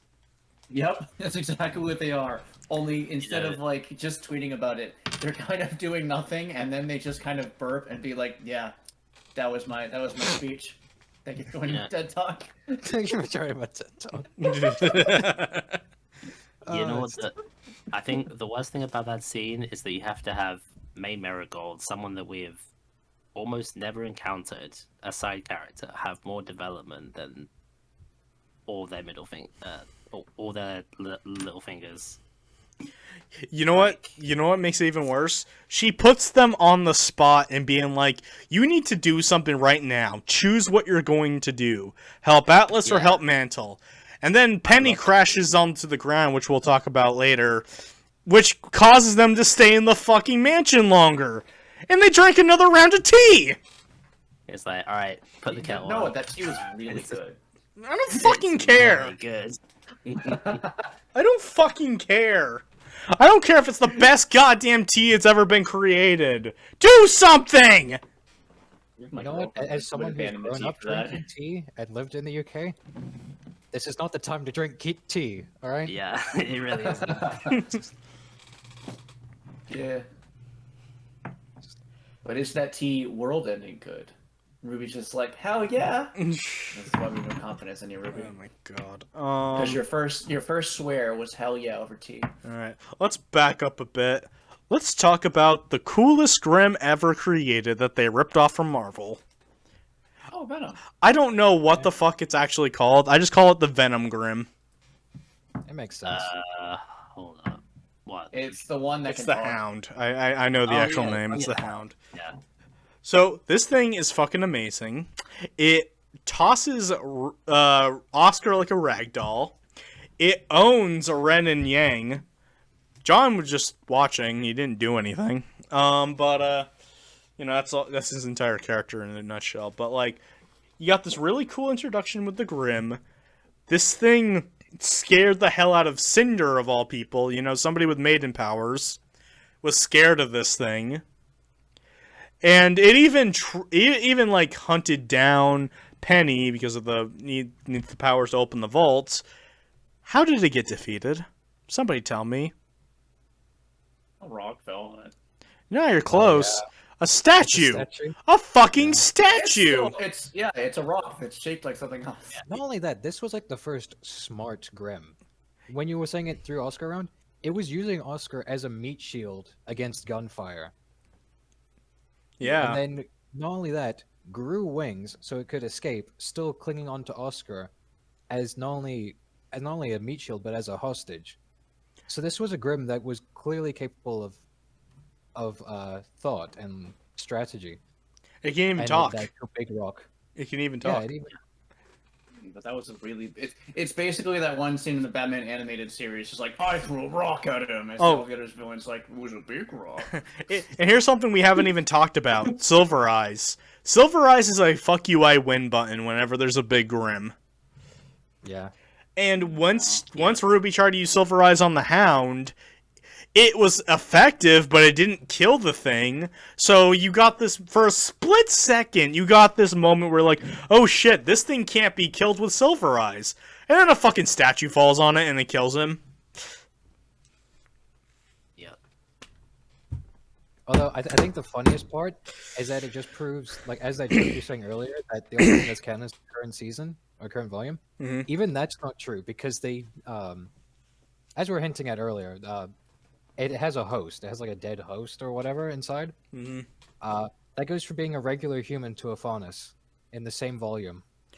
Well, no. It was always a faunus. I mean, it was always a faunus. But Ruby calls it a person. And then later on, they mention that it had silver eyes, even though it wasn't. Like, it did kind of have silver eyes, but, like, that wasn't Ruby's immediate response. Like, if Ruby was like, that person had silver eyes, that would be a much better scene. But you see, people complained. People actually complained about the fact that it had silver eyes. So during their break, which I think was the first for Ruby, where they had to wait a few months to make the rest of the episodes. They saw that criticism, and then they just added it in later in a discussion. It's so jarring. I really like that Grimm, and for it to go out like a bitch really pisses me off. Oh yeah, because see, RWBY isn't written. What they do is they throw darts, and then when the dart hits something, they ignore the good ones and then pick the bad ones. No, but it just goes to show that even that joke isn't accurate because canon changes mid a volume. Yeah. Yeah, no, they also spin a wheel that says, "Are we keeping the same canon?" And the wheel is just an entire thing that says no. It just says no. No. There's a little sliver that says yes. It lands on it. Everybody whistles and just tilts it a little to the left. No, the sliver is. Nah, that's too mean. It's no, and then the little sliver is 100% no. No. It's one of my favorites. It's no, and then when it's no, but in blue. It's a different color. No, but in blue.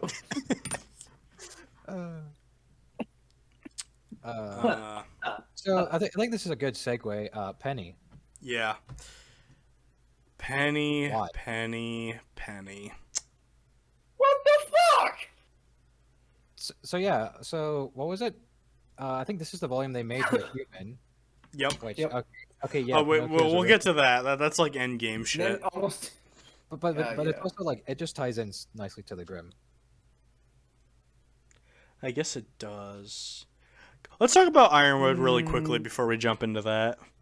I wanted to He save him shoots for a last. guy. I'm sad about that. Oh my god. I want to save him for last because that's You know what? Fair. Okay, we're jumping into Penny. That sounded very interesting. Anyway. so the That's okay, virus she's thing was dead. interesting, and then they made her human, and then they killed They her made her off. dead. So it's like No, they made her human, then they made her a corpse Yeah. again. Yeah. Okay. So they Only killed her this time they twice in can't one bring her volume. back. A little time. Or they might try. All right, No, they'll try to bring her back. They will bring her back, and then she'll die again. here's the problem with Yeah. Penny. In Volume 7, they brought her back. Also in Volume 7, they made her the Maiden. In Volume 8, she gave the Maiden powers to Winter, and then she died. It's literally, they set up, and then they tore down. So what happened was, two people were walking in a circle, and then they shot the other guy and continued walking in the same circle. Nothing was gained, except they lost someone else. I mean, this is a boring comparison, Basically, but it was like... the exact same thing that happens. That should have happened before, but instead it's like, Penny can die again, right? No, Yeah. Penny I feel like to there's some me... people that I'm make sorry, that bullshit I want to make like- this really quickly. Penny is... This is a boring comparison, but it's like setting up a tent. They set her up to be brought back, and then once you're finished with the tent, she's got the maiden powers. And now she's dying, so we're gonna take the tent down, and then we're gonna just throw it away. Yeah. I like camping. Okay. All right, Nico, you can go. Not only that, it's just why bring the character back if you're just going to kill them off again? So Drama! and so soon I too. know. And yeah, and so soon. And not only that, they make her like some like ghost or something for like the maiden powers, which just feels like in a sense feels like an Avatar ripoff. I was like, why? RWBY What is an is this? Avatar ripoff. Yeah. I'm actively madder by comparing Avatar and RWBY now. That actively just made me a little mad.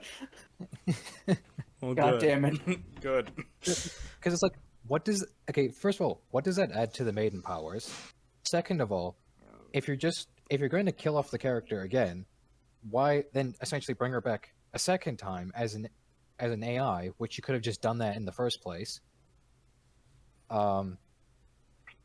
It just feels like that's like kicking a dog and then like picking it up, making sure it's walking okay, just to kick it again. All right, calm down there, Jojo. Yeah. I mean, So Ironwood, right? And then Yeah. there's like I think with John and Penny just like it John was needs it to was just the writer stroking his know- own dick again. You know what we haven't talked about? Who? Ren and Nora. All right. Oh yeah, that was the point I was going to address earlier. So Okay. I think it was episode 4. I think Ren starts spitting hard facts Yes. for the past what Yeah. pretty much all of RWBY of all of what we voiced into one speech. Yeah, we also got What did the Bitchy writers Yang up do? there. Nah, Ren's wrong. Ren's wrong. Nora's right. That's it. Yep. That's just sad. Like, I remember watching some RWBY reactions where people were like, yes, tell him how it is, Ren, and then later they're super disappointed because he's just wrong when he's not. Yep.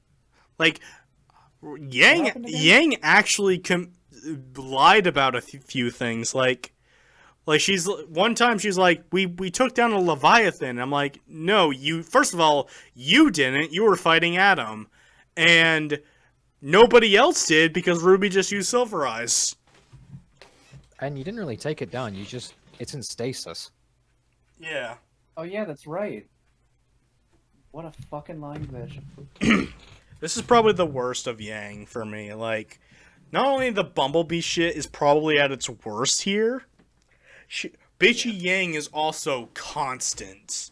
Like, when Emerald wants to change sides, which is a highlight we should cover with Hazel, but, like, when Emerald changes sides, Yang is, like, the one who's, like, constantly, like, shut up, bitch, whenever she's just trying to help them out. It's just like Yang is just the worst character in the show. Like, it fucking hurts me because she was my favorite in Volume 1 and 2. Oh, same. Yeah. Same. Actually, the thing to add to that Emerald thing literally shows up with the guy you came in to save. Still a bitch. Like, Yeah. really? It's just that I don't know why the writers just wants Yang. Like, I'm assuming they're thinking they're trying to make her. What's the word that? Independent. I feel like they're trying to make Yang independent, but they're making her look like a petty bitch. Yeah, she needs a woman, but they're just playing her off as a petty bitch. Never mind. Great woman. She's Ignore the fact you said woman. But like, she's a petty bitch. Half of her character is being a petty bitch. The other half is Blake. Yeah. Yeah. Which is why when yeah, she's Blake has no supposed character. and no, yeah, she doesn't. She just like tells RWBY how great She's she just is, and that's there. it. She's And then there. there's, Like I think there's meant to be Bumblebee moments, but it really is just it's more of a Yang thing, and then Blake's just there. it's just like oh yeah, she overcame the running away thing. What else is there? And then Rooster Teeth is like, so Yang and Blake, right? You don't even Yeah. answer the question. She's just like, well, she really loves Yang. What else? Well, she really loves. Give me other stuff. But she She's a really cat loves ninja? Yang. Character. Problem is, those scenes don't actually feel like their scenes. It just feels like No. Yang being inconsistent. Yeah. Yep. Neo was cool. Yeah, it was cool. Like Yeah. I remember like that one scene where she's like using her parasol to fly in the air, even though it doesn't make any sense. It was still great. Oh yeah. Nick was I like, like "I get it." Yeah, I get it now. Like Neo was And then- just the best part of everything for me. Giant ship, just so she can escape. It's like, yeah. Well, Neo's just my Mary favorite Poppins, part. y'all. Not because I love her, but because she is legit the only good character left. Because they ruined Ironwood. They ruin everyone. This is why we like Neo. Blake's parents are just kind of written out of the story. Yeah, Yeah. All the good characters are either written out or made shit. Or exactly. Or That dead, too. except Neo. Or Neo's dead to just this me. golden role. Yeah. Yeah, because she doesn't talk, but they can't wait to find a way to ruin her. She has a sign that says, "I'm actually Ruby's mom" or some bullshit. That was Thank funny. you, Jello, for your good joke. Yeah. But Thank you, anyway, Jello. it's time for Ironwood. Uh, So, this is fact. I don't care what the anybody alpha. says. This is complete fact to me. Because I said before, people agreed with Ironwood in Volume 7. So Rooster Teeth's job was to make Ironwood as unlikable and villainous as possible. With no development whatsoever. Like, he just straight up shoots a guy. And he was a political guy, so everybody still agreed with him. But still, like, it's symbolism because the politic guy was us, and Rooster Teeth was Ironwood in that scene. politician. Whatever. That's the word you're thinking of. I don't politician. care. I hate politics. I don't care. It's not politics. It's grammar, Noah. I It's don't English. fucking care. Anyway, yes. So Ironwood, who just wanted to save people, he realized he can't save everybody. But when when Oscar uses that stream nuke thing that was supposed to kill all the Grimm in Atlas, even though in the next episode there's still Grimm flying. Oh my god, I'm getting a headache from this shit. He still wants to like fuck around with RWBY, like Team RWBY, because they're like, we have a bomb. I'm gonna drop it on Mantle. Bring Penny here, or else I will drop this bomb. Like, why? You have the same goals! Not to mention the fight. Fighting consistent characters is hard. Well, fuck them. It's not that hard, actually. Just fucking try. It's hard to the Rooster Teeth. I'm because- sorry. You're right. Kindergartners can't do writing very well. I'm sorry. Oh no, that's mean to kindergartners, my guy. Yeah, fucking daycare attendants more like. But even the fight sucked. Like the fight was awful because he There was was a just fight? he was a ragdoll. Winter tried to do a cool move, but it looked really bad. Oh Yeah. wait, there was a fight. I forgot. And also Marrow joined Team RWBY and used his power effectively, which pisses me off. Yeah, he could have used it effectively earlier, but nope. And then Stretchy guy blew up. Yep, he didn't need to either, because, you know, No. the country down below already evacuated all the people. And it was going to get destroyed anyway, so there was no point of dying right there. What drama? I don't fucking care. Ugh. Oh! And then we get to the fucking relic. The relic that basically is fuck you, I win relic. Like, we want to save everybody. So let's save everybody! By making portals everywhere to go to the most dangerous place on the entire continent. That's a smart idea. No, let's not go to the Faunus land where it's a tropical paradise. No, let's go to fucking desert hell. Oh, Yep. but Noah, they can't go to the Faunus land because they're racist. Fucking deal with it. It's better than dying. That's true. Yeah. But yeah, but that's Saved by a couple tell of that to Rooster Teeth.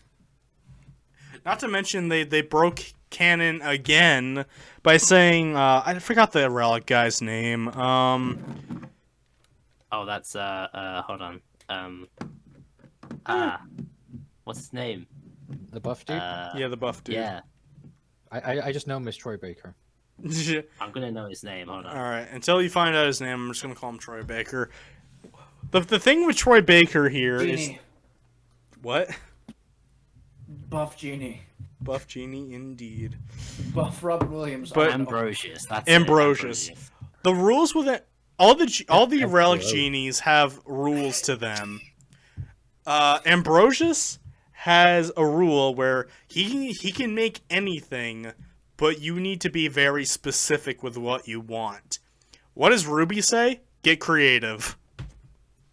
God, I hate that. Do it yourself.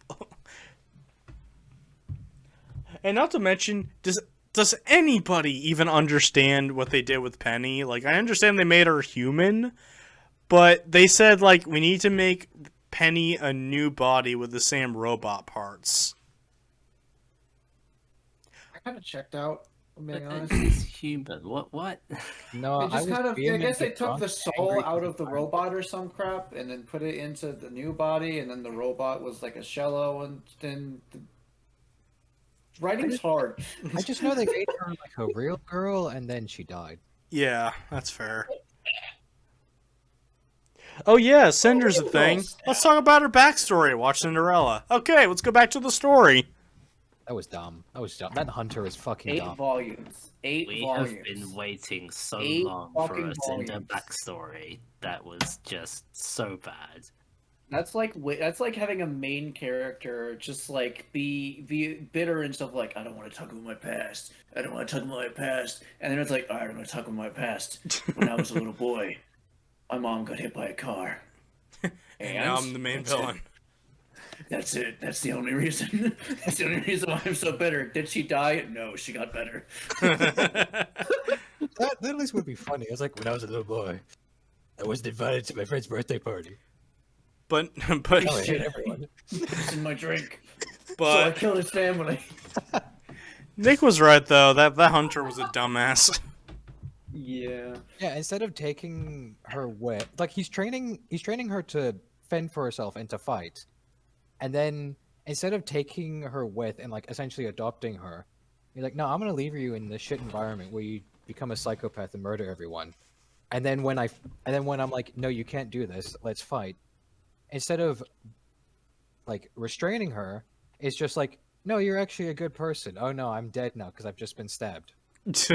Fucking moron. Yeah. Yeah. I mean, it's kind of a what did you expect? Like, I didn't expect to die. I mean, training her, you fucker. Like, what I did don't you know. expect was gonna Expected- happen? Like, you should have just like Also, Nip, his she doesn't look as young as she is. Yeah. yeah. She looks no. like she's 13 and she's like, what, 9? She looks like she's 16 and she's what 9. Well, here's the thing: is that like his goal.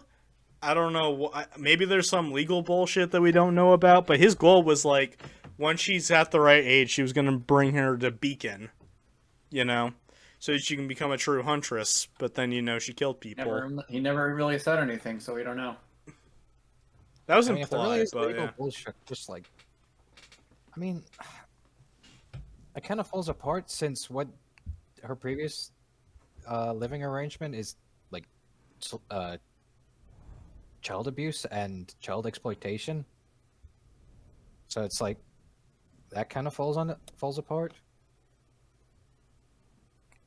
I just Yeah. think back to the song I was playing where the one line was like, "No one said that you should think." I was like, "Yeah, this is why I drink." This is why you Speaking should of drinking, I drink. feel like drinking now. Yeah, this is why you should drink. Also, did you know Ironwood had a semblance? You did? Who fucking cares? The show didn't. Yeah, who cares?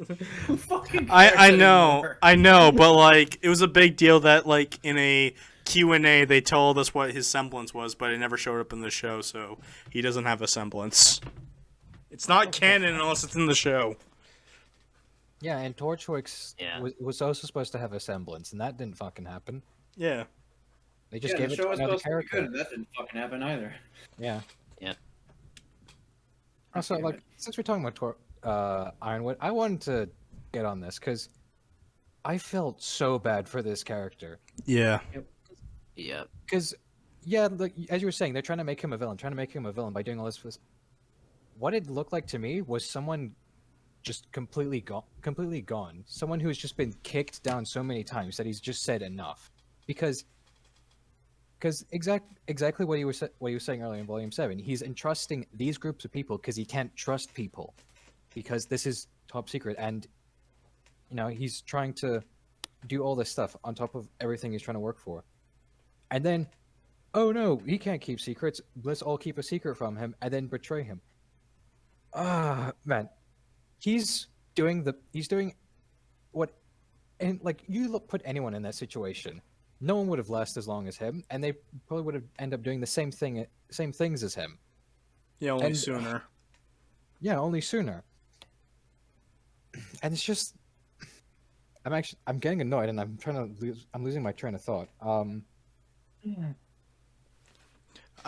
The final scene you see him in, where he's on the ground getting ready to shoot Cinder, but then just totally gives up as the city he's on is falling and about to be flooded. It was the most depressing thing I've ever seen. Like, Yep. He just gave up. He looked so down. He totally looked like he gave up on life. It was...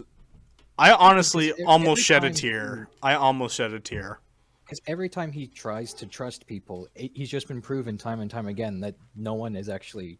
You can trust no one. Like, even his right-hand man, even his generals, even, like, people he's turned into, like, official huntsmen have all turned around and betrayed him. And I think this is actually, like, my moment where I was just, like, I completely lost it. Yep. Because since Volume 4, the protagonists have proven to be such horribly shitty people who are willing to let hundreds, if not thousands, possibly more, to die for their own selfish intentions. Now, despite how genuine your intentions are, how you go about it is just going to shape how people view you. You wanted to save everyone, but the fact that you've then caused the death of not one but 2 countries, hundreds are dying, and you're just lazing about doing fuck all. It just shows that you're just actually a genuinely shitty person deep down. And something that genuinely got to me was a scene in Volume 7 where Ren was kind of the stand-in for the audience, and he does something that I just genuinely love in a show when it comes to shitty characters. He calls them out on it. He's constantly calling them out on it, and then he's just proven wrong. And then, sorry? I think you got pulled away. Okay. Oh yeah. That was a beautiful speech. Okay, sorry, I was cut off. So basically, we have to deal with such shit people just tearing down someone who's genuinely trying to do the best they can with everything that's being thrown against them. This man is literally tearing himself apart, and I do mean that in a literal sense, since he's already lost one arm and he loses another arm in a fight, and he's just constantly tearing himself apart just to do the best he can for his people. And he's not even like, I don't even think he was actually like the mayor or the politician. He was just the general, but he cared so much about these people that he was willing to risk everything just to save as many as he could. And then they just turn him into such a broken husk of a person. Yeah, anyone would be like that. I would argue some people would have broken down sooner than he did. Yeah, exactly. Yeah. Fuck RWBY. Both the show and the character. Yeah. It's not that they're just shitty people. It's that they're actively tearing down people who genuinely want to help. No matter what it does to them.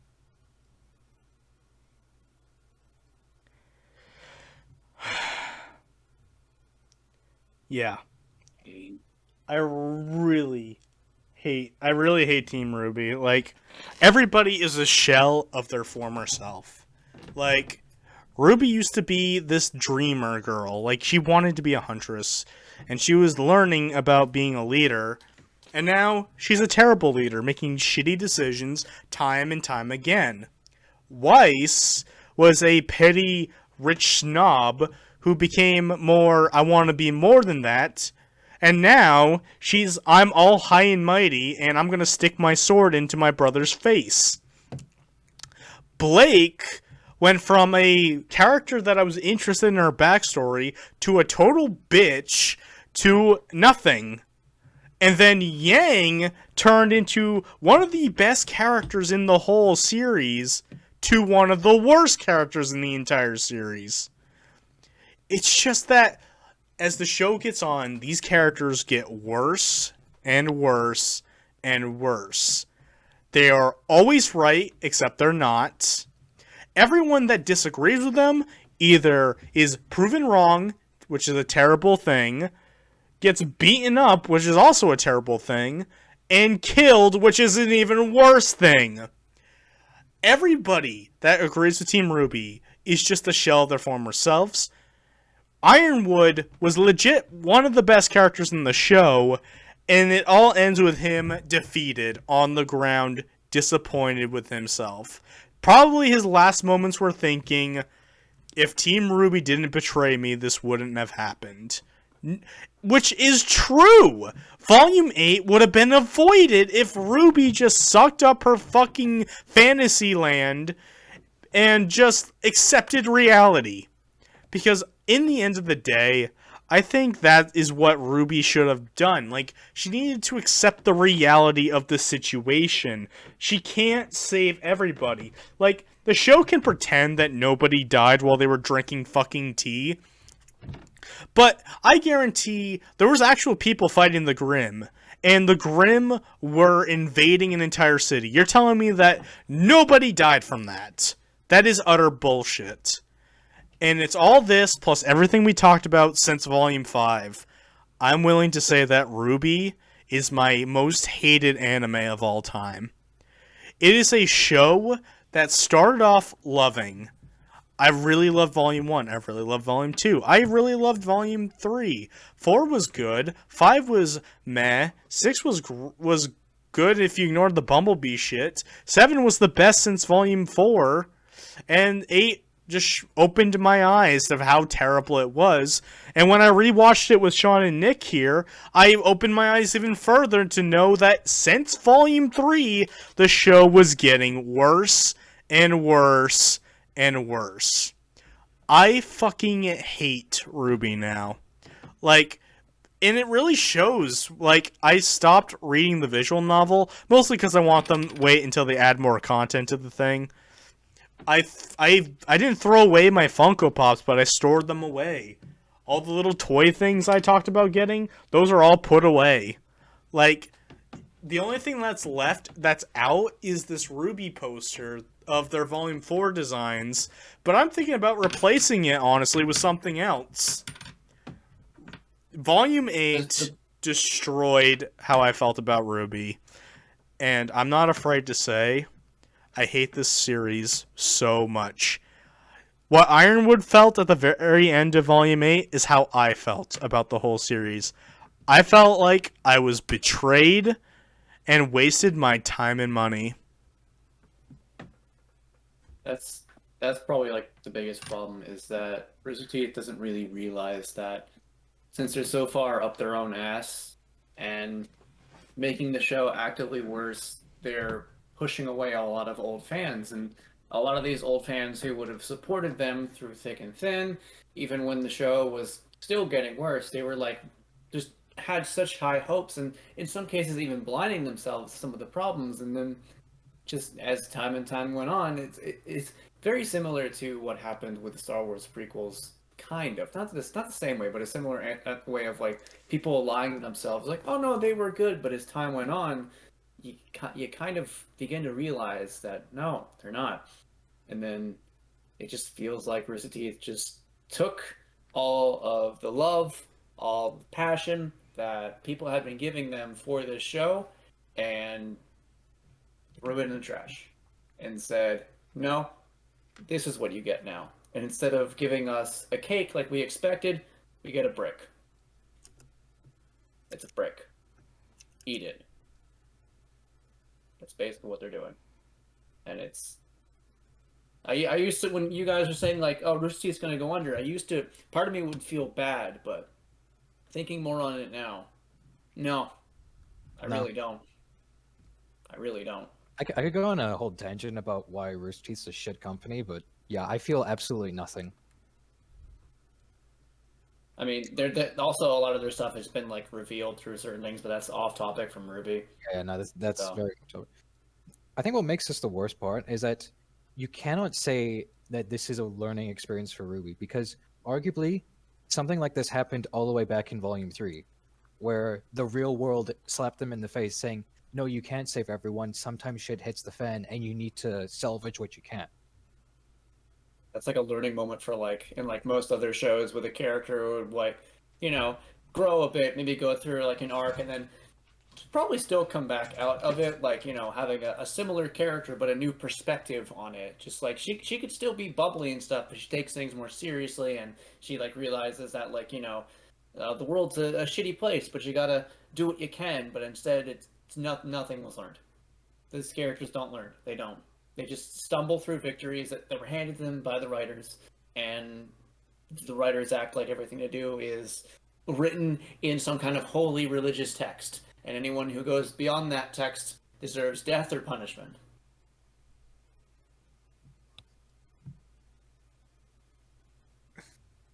Yep, Yeah. that's all I got. Well, It's sad. I think to add to that is that obviously I think Rooster Teeth feed from a lot of positivity that people do give them.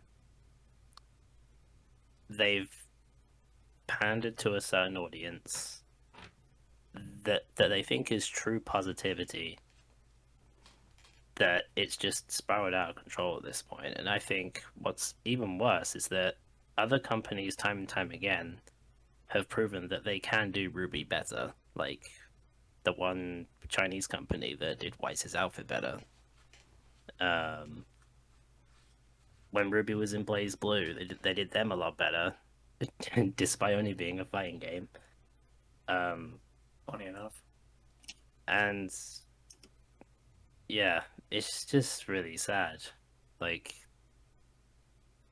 this started out as a small project.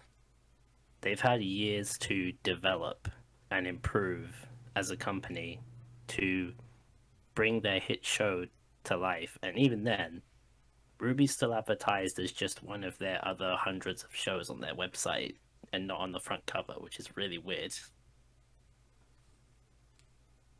I don't know how you can possibly mess up a show like RWBY, and the fact that they've done that and even more is just ridiculous at this point.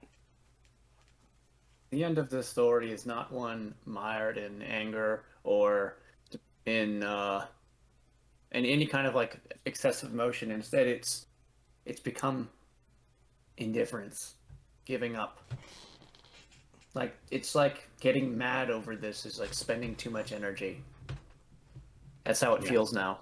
It kind of RWBY kind of feels like that one friend you had that was like, you had a really cool friendship when you were younger. You had a lot of great moments, and then you just kind of see them turn into this really shitty person that you're not really comfortable being around, and you want them to get better. You want to sit down and talk to them and just get them on like the straight path, but whenever you do, they just lash out at you and then say, no, you're the problem. I don't need to change. That's what it, at least to me, that's what it feels like. It feels like a friend who's just kind of throwing their life away and refuses to like accept help. I think like That's fair. the one thing to take from all this is that no matter what any of our opinions are, we obviously want the best for RWBY because we all became fans of it at some point. We all don't want to wish the worst for RWBY, despite talking about the worst a lot, because we want RWBY to be really good. We want to enjoy it just as much as any other fan. But like, no matter what we say that could probably be improved or to try and help see RWBY with a lot of success, that we just want to have a good time and all that stuff, what else can you do? Like, there's just nothing really. Here's the thing. I'm going to be sincere. I'm not going to spit bullshit. I'm just going to say it how it is. If you like RWBY the way it is right now, I'm not sorry to you. Because honestly, I like Full Metal Alchemist. I don't like that anime. These two know I don't like this anime. But I can understand why people do. Attack on Titan. I don't like that anime, but I can understand why people do. With RWBY, with the amount of problems it has, the fact that nobody is likable anymore, they're either likable or dead. If you like this show, good for you. Because I'm gonna be honest, you're on this boat the moment it starts sinking. Completely underwater. I can't understand. I'm pretty sure everybody here can't really understand why people would still like this show at this point. I'm not sorry. Like, this show really tore me apart. And if you still like it, then I'm sorry. I'm not. It's bad. Yeah. Like, I'm sorry that you like this show, because there are way better ones out there. Here's the thing that's fucked about it. No matter how much I hate the show now, I still love the IP. Because, like I said, like Daiki said, you know, the Chinese company, Blaze Blue, the RWBY fan-made visual novel game, those are proof that this series can still be good. But for that to happen, they have to be out of Rooster Teeth's hands, in somebody else's more capable hands, and just reboot everything. Like, the show as it is cannot be salvaged. I know it's pressing on to Volume 9, but I have a feeling that's the last stop. And I would honestly be surprised if they finished. Yep. I got nothing else to add, honestly. Yeah. Yeah, no, I've said what I wanted to say. Well, okay then. Anyway, thank you guys so much for watching this discussion. I hope it was enlightening. Enlightening. You know what? I don't even fucking care anymore. The man is broken. Talking about Volume 8 really does break a man. That is fair. But, yeah. Anyway, we've been talking about RWBY for like 3.5 hours. We're going to call it here. Oh, yeah, it's late. Alrighty. It is at 8 o'clock. Yep. See you guys next time. Peace. Get Bye-bye. the fuck out of this basement. Freedom! Yay! Oh, God. Did you stop recording?